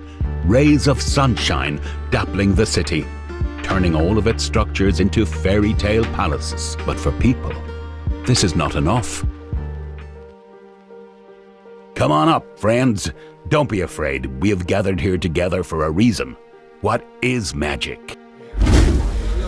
Magic is miracles. Magic has never left us. It's always been right here, but we were doing our best to ignore it. Magic is a world of possibilities. I command you, Dragon Eye, in the name of our Lord, the guardian of our lands, to awaken your strength, so you may protect us from our enemies. You think that this is it? Yes, that's it. This is all that the staff in my hands can do. But this is nothing compared to what we can all do together. What each of us can do. Hail magic! Hail spirits! Hail fire hands! Look, uninvited guests. Any violation of the private domain law or theft of company property shall be punished to the fullest extent of the laws of our country, with 3 to 15 years of imprisonment. Is he trying to scare us, that foolish captain? Our spirit has grown far beyond the confines of this town. Nothing can stop it. Neither barbed wire, nor weapons, nor murky dungeons. What are you trying to achieve? Why fight over the company property? You won't defeat us. Why not just surrender and avoid bloodshed? On behalf of Impulse, we propose to start negotiations, to be held on a neutral territory with minimal escort. We've already tried leveling with you at the talk show, in jail, on the street. I have nothing to discuss with you while you cling to money as if it can free you from death. Your greed has corrupted your hearts worse than any poison. I'm giving you an ultimatum. Pass it on to your leadership. You have 30 minutes to make your decision. Like it or not, half an hour from now, all of your repositories will be transferred into public domain to be used for the benefit of humankind with unlimited access. You can choose to support my cause and join me. The rest will be regarded as criminals, hell-bent on usurping power and driving humanity to extinction. Forget about all edicts and contracts that you issued in the course of your miserable careers in the fog of deception. Open your eyes and behold the new world. Each of us carries within them a particle of magic and will sooner or later tap into this dormant force.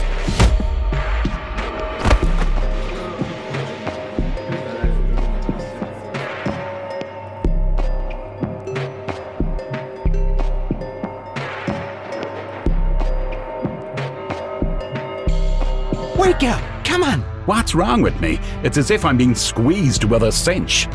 I can't feel any magic in me. Oh, spirits, help me! Save your humble servant! Get up, Freddy! Can the strength of magic compare to that of the Burning Hearts? The Guardian is with us! Victory is ours! Mr. Timms? Hello, my friends. I see there's still light in your eyes, despite the old world having been washed away like mud by that diabolical rain. And for this we can credit each and every one of us, especially Firehands and Teleporter. We have accomplished a great feat by commencing the revival of magic in our world. And I know that you sincerely believe that by defeating Impulse, you will solve all your problems. But the truth is, you'll only start a senseless war among humans over magic. Is that what you really want? Carnage. Impulse will not give up its current position at the drop of a hat. It would take time for them to adjust to any changes. I'm positive that over the next couple of weeks, under the growing pressure of magic, we'll find some solution. My dear Timms, I've been waiting for this day for many years, and now the time has come. We can't stop now. We can't wait any longer. We're now stronger than ever before. Our hearts are on fire, and we're ready to ignite the war for the true cause. I'm glad to have you with us, Timms. No, please listen to Timms. There's no point in acting rashly after we waited this long. Was it all just so we could start a war? We've waited for years.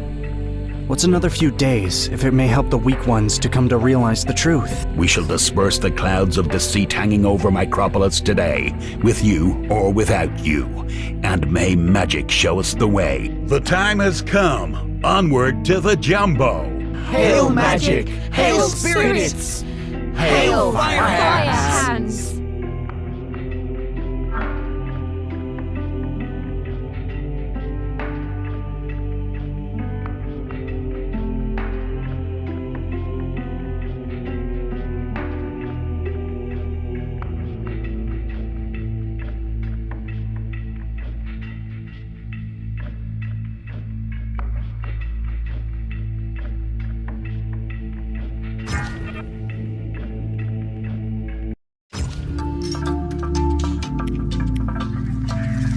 Blue Forest is not safe either.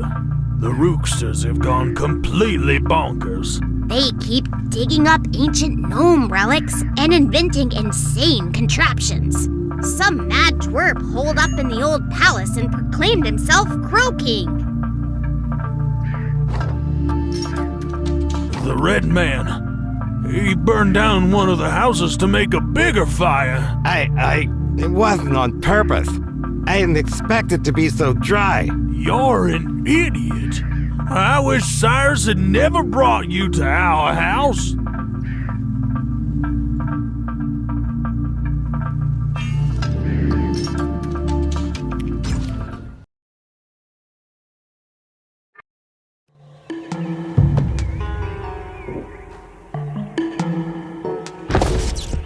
remember these ruins. You've been here before? Yes. And I even recall a certain ancient legend. You say so little that I'd be remiss not to let you tell the story. Long ago, the gnomes built a summer palace for the king of the giants. After all, the Elder King had finally married. He had been looking for a wife within his small tribe for a long time, to no avail, and eventually found her among people. But how is that possible? The mighty fairy giant binding himself to an ordinary mortal? The giants wouldn't have tolerated such insolence, and the king had to cover up this fact.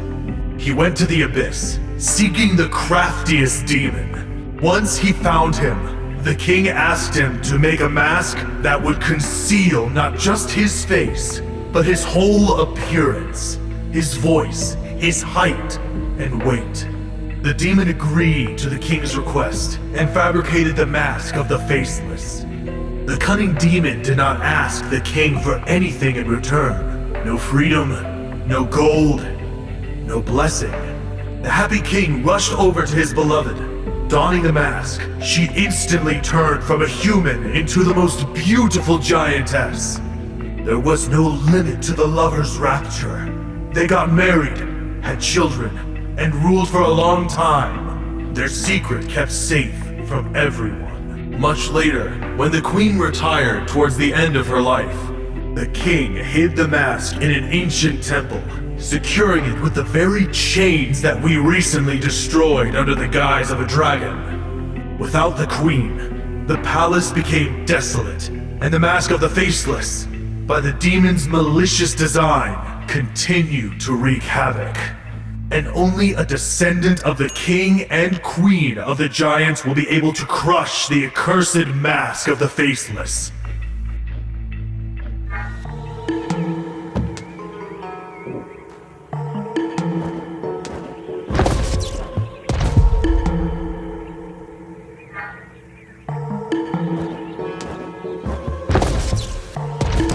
I don't give one shit about you.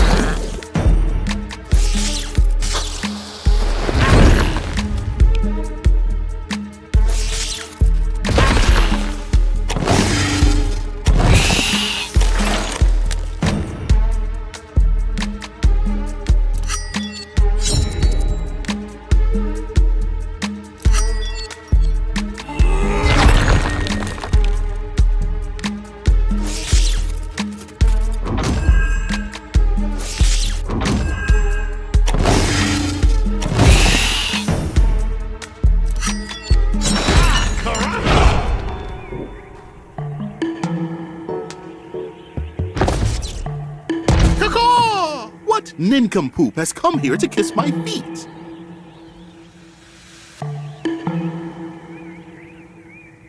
I'm Cyrus, a defender of this land. Oh, I I've heard a lot about you, Cyrus. Just as you, I bet, have heard a lot about me. Caw-caw! Caw-caw! I'm Crow King, the founder of the Crow King dynasty.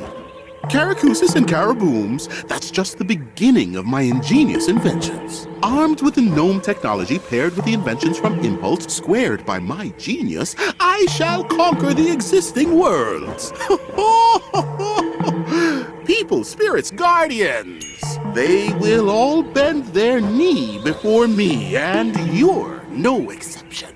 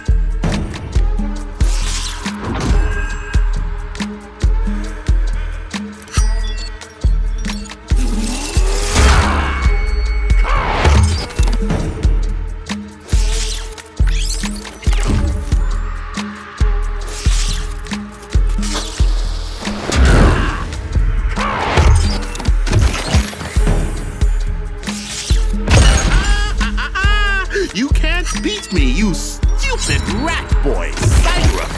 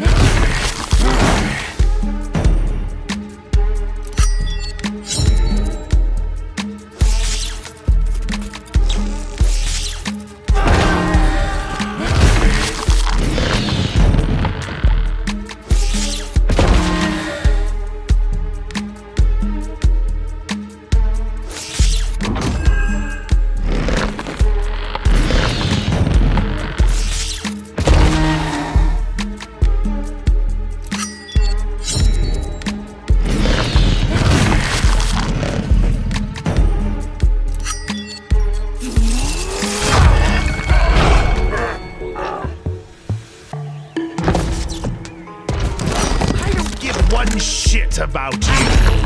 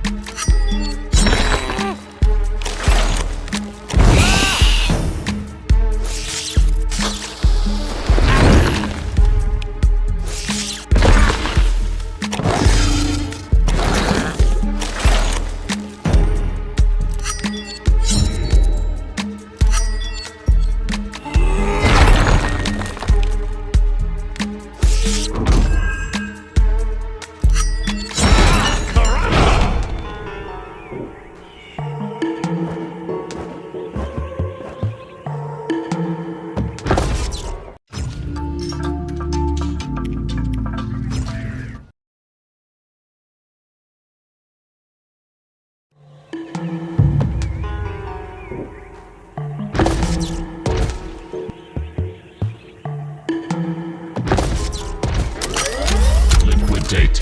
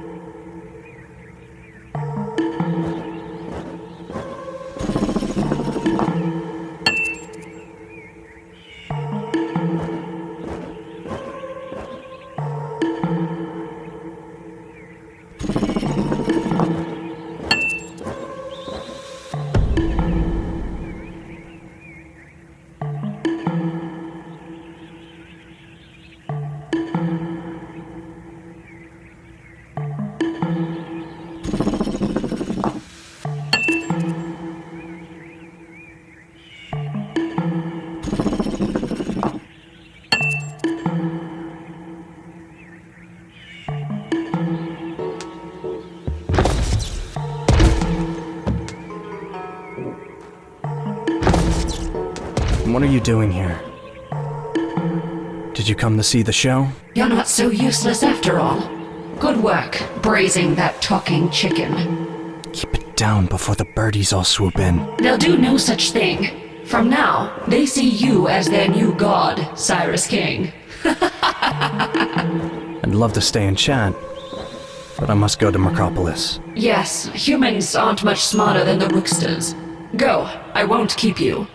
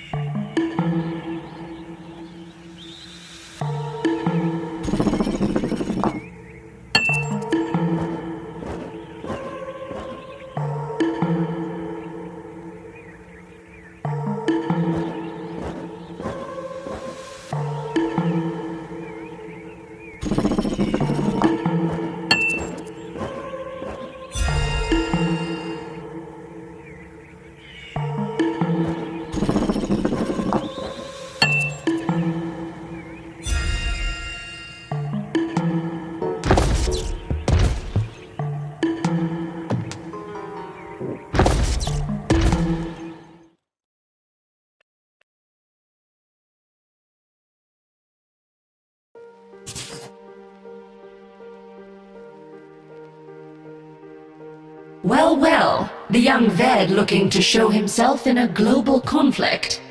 Alice? I'm the Scarlet Witch, you halfwit, and not your little girlfriend.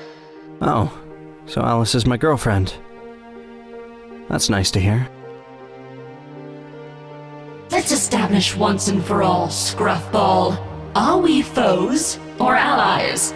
Allies for sure. How will the present altercation be resolved? What? What altercation? This dispute, the divergence of opinions.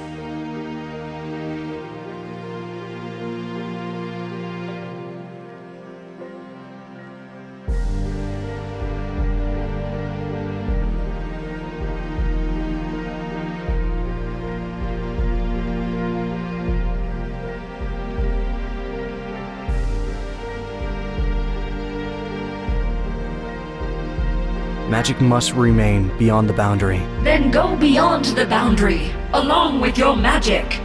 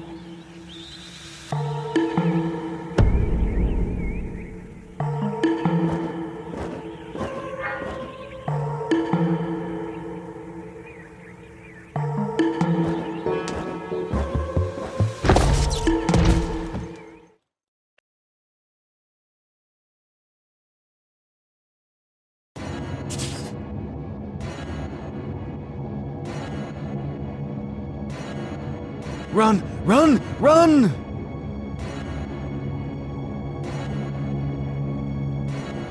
What's happening there? Death! Horror! Run!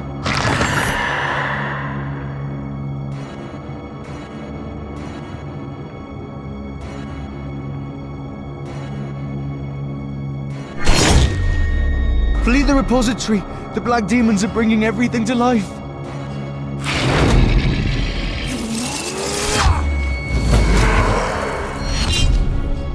Once he's done with the spirits, he will destroy the magic artifacts from the repositories. This is the only chance to stop him. Whatever you do, don't fight your own brothers.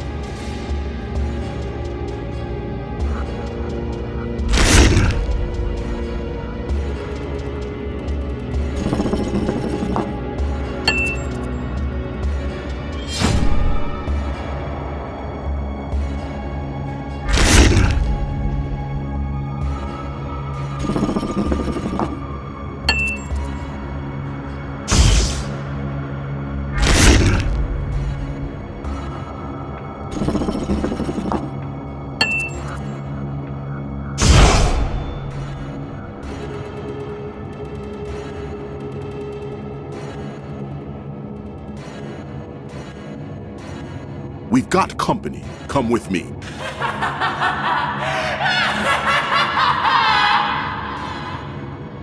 You pitiful, pathetic vets! You've had your run. It's time to pay!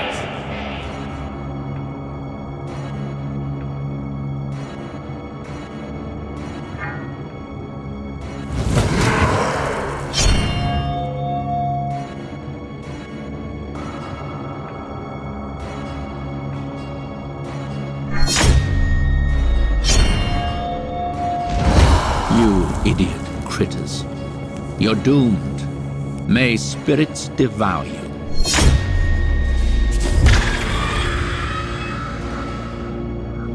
Cyrus, quick, go to the repository. You'll hack the spirits to pieces while I carry out the obliteration ritual. Be careful.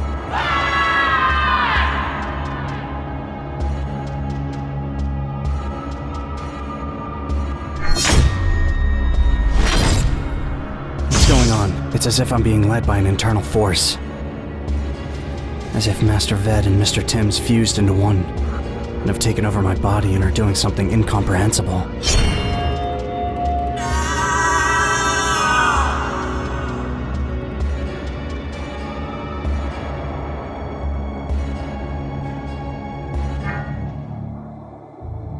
Back off, or we'll open fire! Resistance is futile. Open the gate and surrender.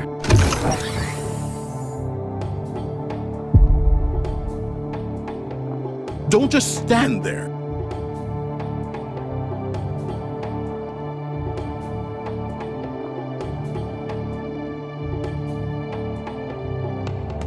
I never liked you, you priggish upstart. I'm glad you finally picked the side, so I can blast you away. Shoot to kill!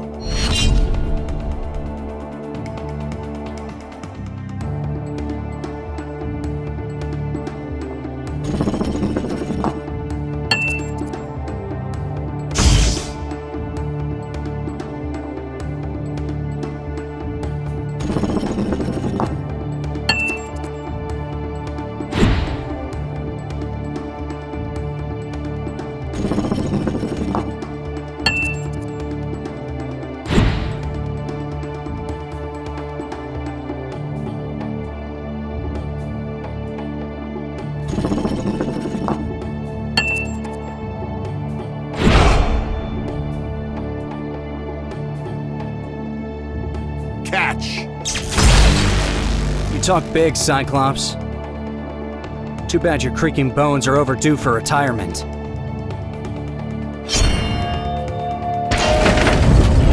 Brother, let's go. Save the artifacts! No! One after another, magic artifacts are zapped of their essence, with memories and anxious hope flitting through your mind. And words. Words. Words. You feel at once like loving and hating the universe for allowing this to happen. The heart is blazing with doubt, longing for answers.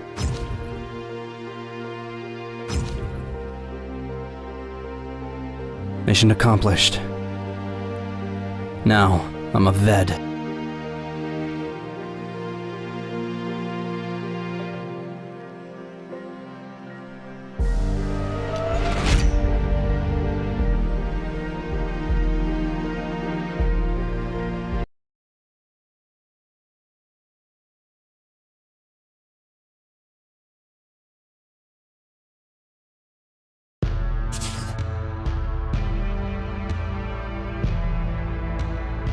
Sit down, Cyrus.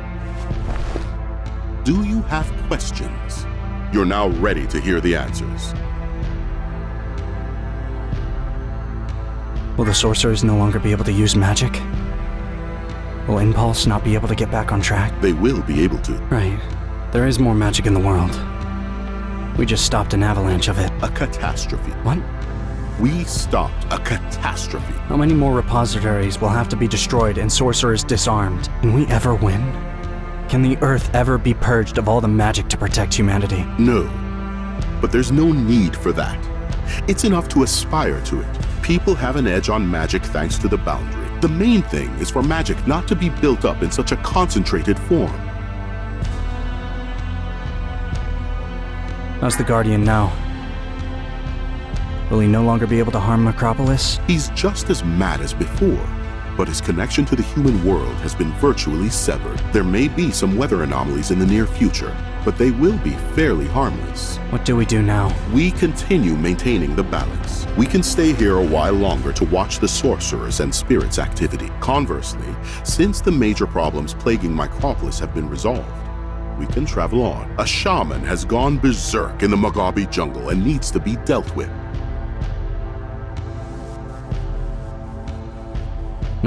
No jungle for me.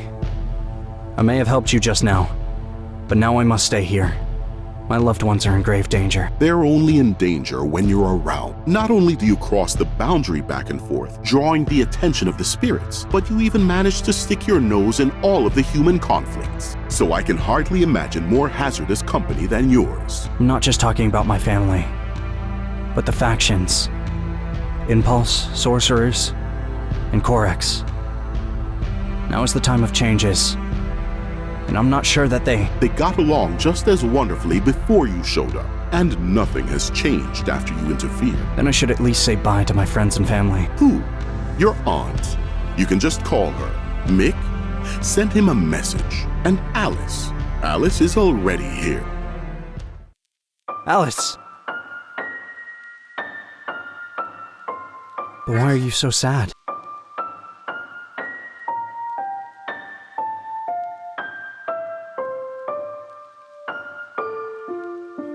I don't understand. What's wrong?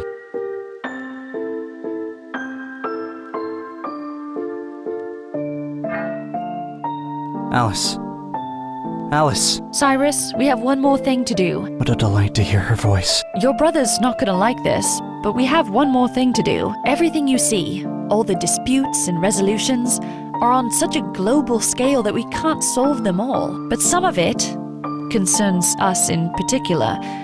Micropolis, me, Mr. Timms, the VED, you, nature, the troglodytes, and the Guardian. Whether there will be magic in the human world or not, we have to try to heal the Raging Guardian. Snorlaxes, the crystals collected by the troglodytes on the Scarlet Witch's order, are needed for the purification ritual. This is out of the question. People must never interfere with the problems of the magic world. This may surprise you, but I completely agree with you. Yes, people shouldn't meddle in that which they don't understand. but they're obligated to correct other people's mistakes. I know at least 3 people who must finish what they have started. Enough, sorceress. It's not for you and your speeches, nor for the traitor Duke, nor for the suffering fairy. I'll help you for the sake of Cyrus, who won't be able to refuse you. He has proven his loyalty to the Vedic Brotherhood, and I, as his superior, have to look after him. We'll do this as an exception, despite the threat it poses to the boundary and to humanity. Are you for real, brother? I won't forget this. Bravo! Cyrus and I will travel beyond the boundary. And you, Ved, stay here in town. We may need you to step in at any point. I don't know what happens if the Snorlax's energy is not enough and the ritual fails. I don't know what wrath may be inflicted upon Micropolis. But I do. A couple of weak earthquakes, followed by rain, snow, and sleet. No more than that. By destroying the repositories, we made Micropolis safe from the magic threat, at least for the time being. Then let's get to work. And just as always, she's not waiting for me, huh?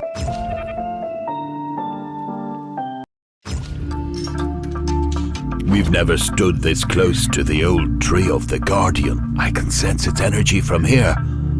I can feel the charge in the air and the anxiety in the roots of our tree of life. Cyrus, you're a great warrior with a big heart, with room not only for your friends from the human world, but also for all of us who have gathered by the new tree of life. You saved us from ruin and gave us hope. Cyrus, you have become a true friend to me, and whatever turn your fate may take, you can always count on me. Stay as wise as you are, and may victory attend you. Thank you for giving me new life. I wish you the best of fortune. You're the most beautiful madman I've ever seen. Godspeed. May your spear always hit its target.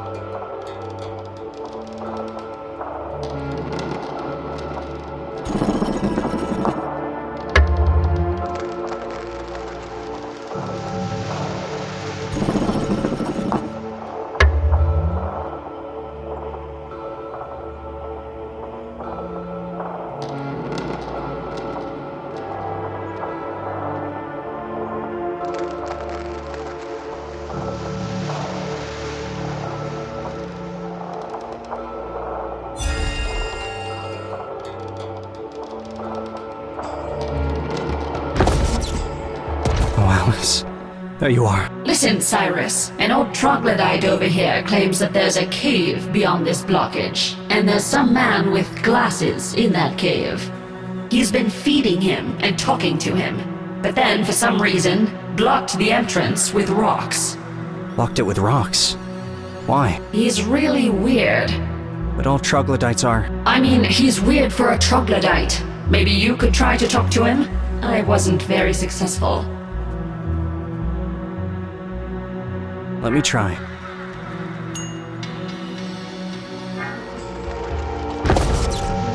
Oh, another one!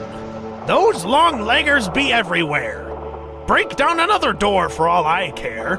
We not afraid of you. The Guardian's with us. A couple of questions, and I'll leave you alone. Why is the cave blocked? Me not knows. How not knows? If just a couple of hours ago you say that there be a man there. Yes, a man be there. Who caused the rockfall? We explodes 5 mushrooms, and rockfall block the cave. What did you do that for? We not knows. Such be the order. Who ordered you? The man? The spirit? We was ordered. Okay. I now order you to clear the passage. We're scared. It's me you need to fear, and not anyone else. Who be you? Skinny two-legger? I knows your kind. You no scare me. But who are you scared of? I only scared of the Guardian. Me old. Nothing to lose. Not scared of anyone else. We need to somehow get into the cave.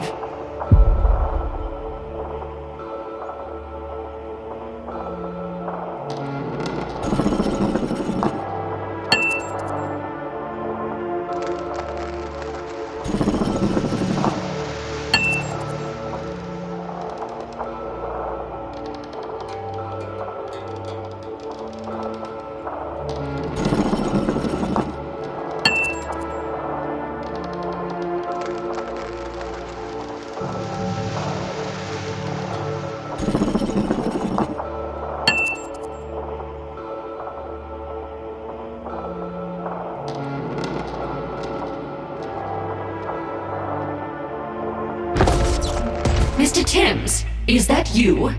My end has come. So that's what you're like, Scarlet Witch. Relax, Professor. This is Alice. Alice? That can't be. Or can it? And you? You're the VED. Do we know each other?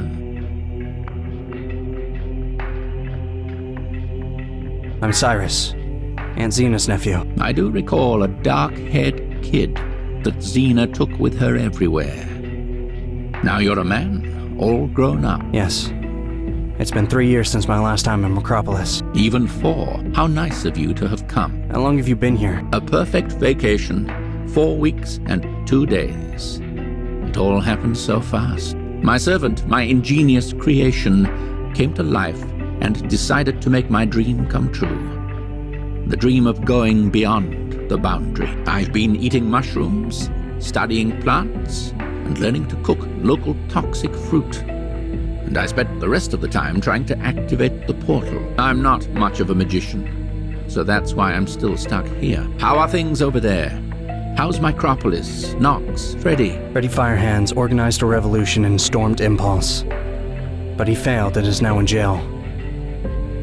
That was thanks to me and Nox. While this was happening, the VED burned down the repositories. And so, the war over magic ended with the loss of magic. But at least we managed to avoid another catastrophe.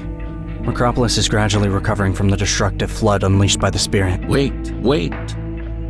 I was so overwhelmed by you showing up here that I've just recovered from the shock. Cyrus, Alice, we need to get out of here immediately. The Guardian's been getting more frenzied and powerful by the second.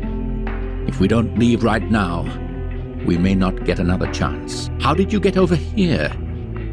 You know how to activate portals.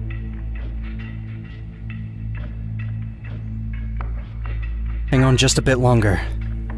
We need to conduct a purification ritual. Purification? But that will kill her. Her who? We're talking about the great faceless spirit, the guardian of this realm. Faceless? She's not faceless. She's called Fairy.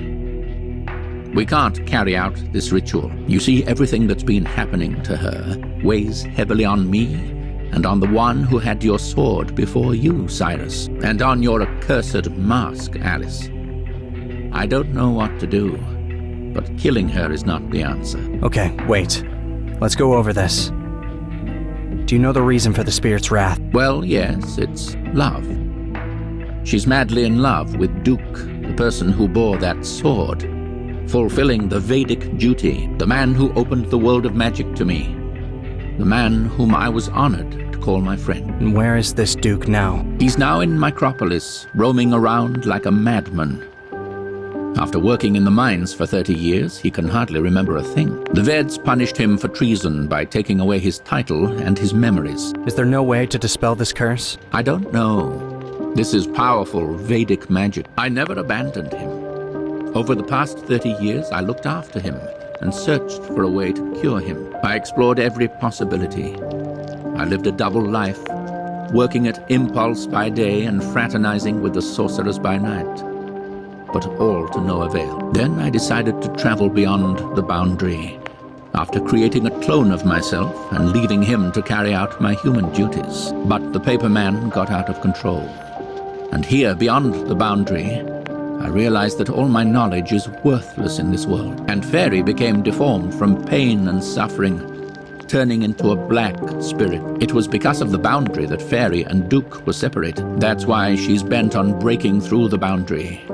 And, if need be, demolishing Micropolis in search of Duke. You said that a seal had been placed on Duke. And what if we remove it? What if we cure Duke and bring him here? I don't know. I'm afraid it may not be possible. Unless you tell me that the two of you are VEDs, familiar with the healing spell. No, I'm not a VED.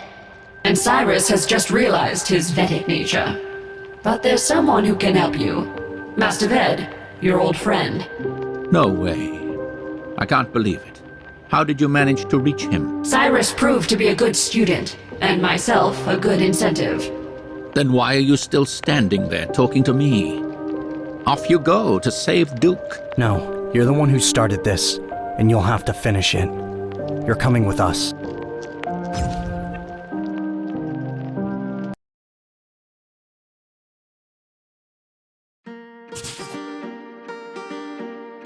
Thanks to the destruction of the repositories, we managed to minimize the risks for Micropolis. But the Guardian's rage is so fierce that you can sense it even from beyond the boundary. The windstorm is stripping foliage and dry branches off trees with a wicked howl.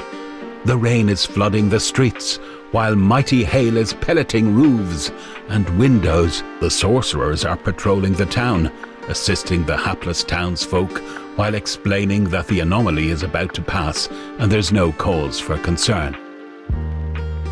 43 Stonemasons Street. Yes, I remember. I dropped by there a few times on your request. As you must have understood by now, Cyrus, I've never lost track of him. It's just that I couldn't do a thing about it. Even now, I'm not so sure that this will work. Chin up, Professor. Cyrus, optimism won't help us here. Entrance 1, 5th floor, apartment 13. Here it is, apartment 13. Listen, Professor, you don't look so good. I have an idea. You hang back here, and Cyrus and I will go in first, have a chat with him and assess the situation, and then we'll figure this out together. You think it's better this way? I'm positive.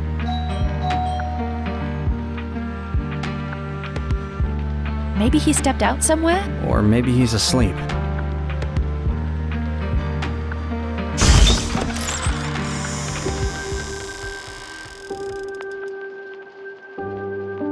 Hi, Mr. Duck. I'm Alice. Oh, hello. Nice to see you. How are you feeling, Duck? Nothing's bothering you? No, I'm well. Let me help you with that boot. Why? I'm almost done with it. Thanks. That's much better.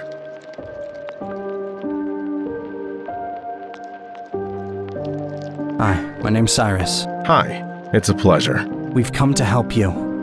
Help you remember who you actually are. You used to be a VED. Who? Ned? A VED. Duke! You damn Duke! I told you to not listen to Tim's! I told you to choose one world or the other!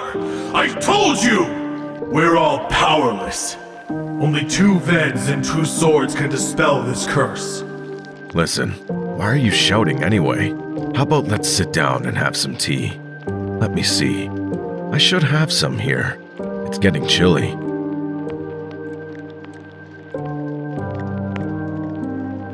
I'll summon the VED. It's time to end this pointless suffering. Let me go. Don't touch me.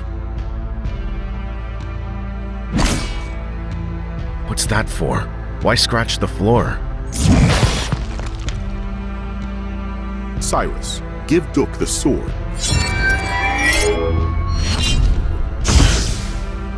Come on, Cyrus. Now.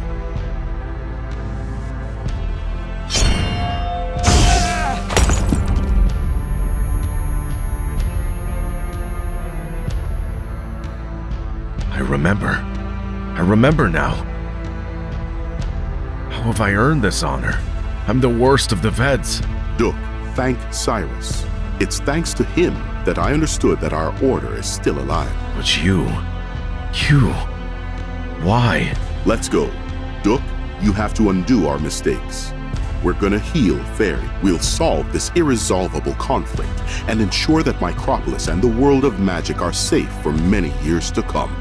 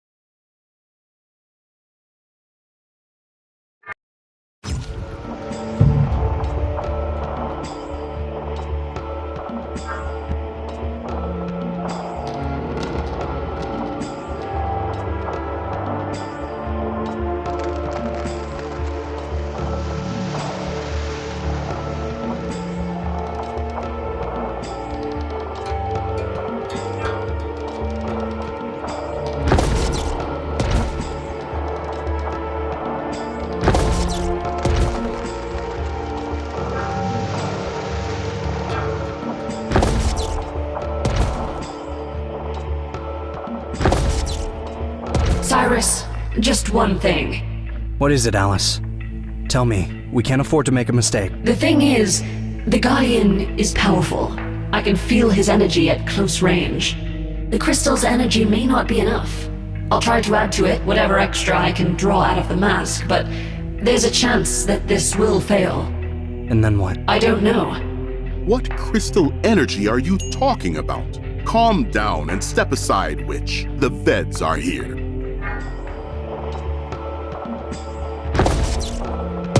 You pitiful people! You've come here to kill me? It won't work. Your plan won't work. No. We've come to help you. Help me? After 30 years? It's because of you, VEDs. Duke? Is it you? Yes, my love. It's me. I don't know what's wrong with me. This is magic. It's... Destroying you.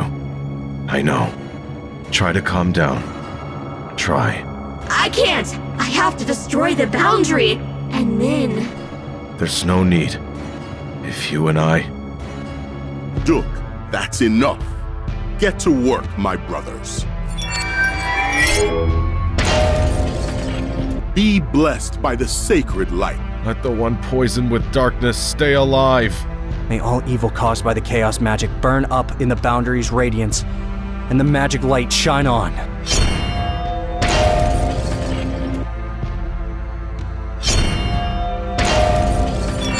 Can I finally approach her? Yes. Fairy. My dearest Fairy. Duke? Is that you? Yes. What's happening? Why are all these VEDs here? We conducted a ritual. What will happen now? What's next? I'll be the same way as 30 years ago. I'll be a VED. And you, the Guardian, will continue loving each other. Sometimes meeting, like before. but never betraying our duties. Duke, you can stay with her now. But later, when the receding moon fades into darkness, you'll know where to find me. Could this be true? That's correct. You will pardon me? You'll reinitiate me as a VED? Yes, both you and Cyrus, as long as he hasn't changed his mind.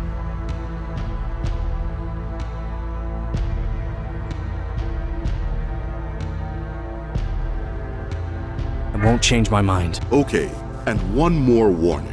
As for teleporting beyond the boundary, which Mr. Timms, Duke, and you, Cyrus, try to keep it down to a minimum. Let's not disturb the boundary any more than necessary. I don't need you to make any promises. There's no point in swearing to do something only to break that promise later, but it's important to understand this. The separation between the world of people and that of magic is like thin ice, precariously shielding universal well-being. One more thing. Timms, please keep track of Firehands and Nox. Even now that these oafs have been left without magic, their ambitions may still end badly. I understand. Cyrus, is it just me? Or did you bait your master into treason with your good behavior? Not at all. We've been given these abilities for a reason. Now and then, the VEDs have to peek beyond the boundary. Then maybe I should become a VED as well. Can a woman become a VED? I have no idea. We'll have to ask the master. No, forget about it. It's time.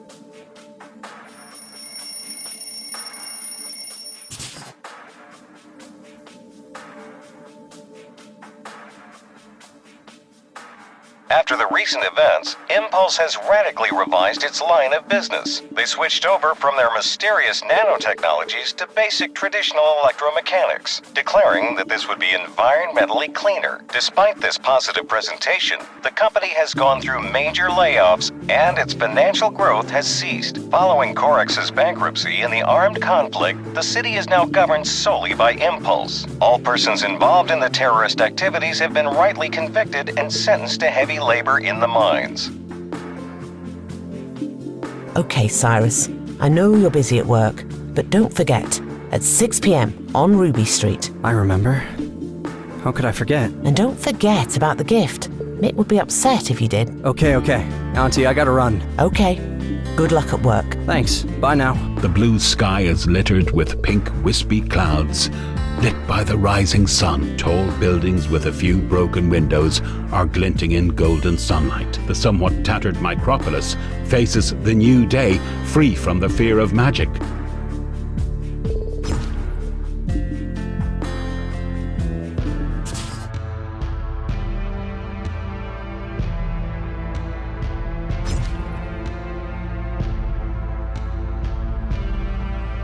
Brothers, today our fraternal ties will become even stronger after we conduct the initiation ritual. Cyrus and Duke, take a knee atop the Pravi pedestal. Cyrus, you have proven your loyalty by fulfilling your prime calling, defending Micropolis against the magic threat and fixing the mistakes of your predecessor. This sword is rightly yours. You're now ready to become a VED.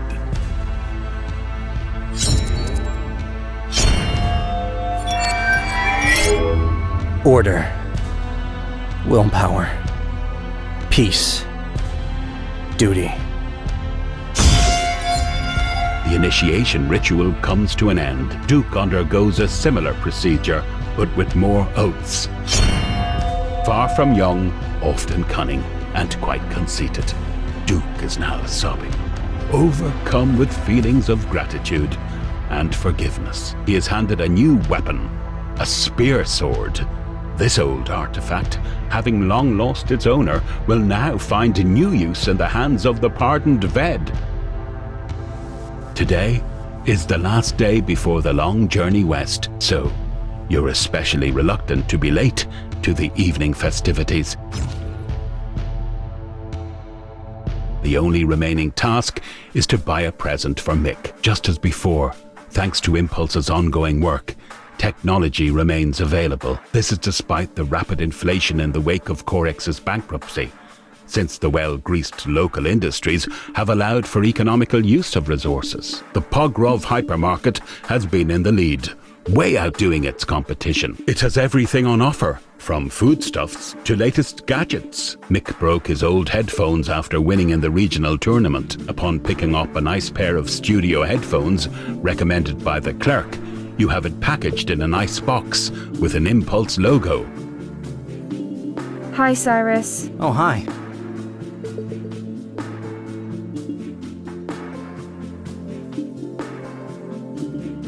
You going to Mix at 6 p.m. this evening? Yes, Mick has invited me. I was just about to go pick up a cake. Okay, then I'll see you there.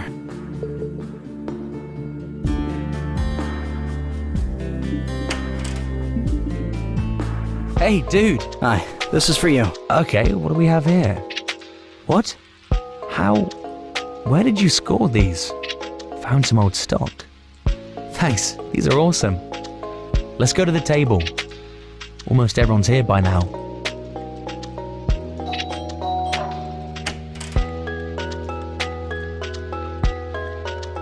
Good evening, folks. Hi, Mick. We barely managed to find your place. What a surprise! How did you end up meeting? Ran into each other outside your place. For you, Mick. And this, we hope you stay just as tough, driven, and outgoing. And maybe even pick up some common sense one of these years. Oh, you bastard. Always gotta take a jab, huh? Thanks a lot, guys. Come on in. Despite everything going on out there, good and bad, we're gathered together once again at this table to wish Mick a very happy birthday. And I wish you, Mick, to always be surrounded by this kind of people who value friendship more than money or popularity. People who, making a choice, consider others before themselves. Feasting and chatting is all well and good, but sometimes you gotta dance. Ah, excellent. So whom should I invite to dance first? Shall we dance, Alice? This music is a strange choice. Why not? It's totally fine.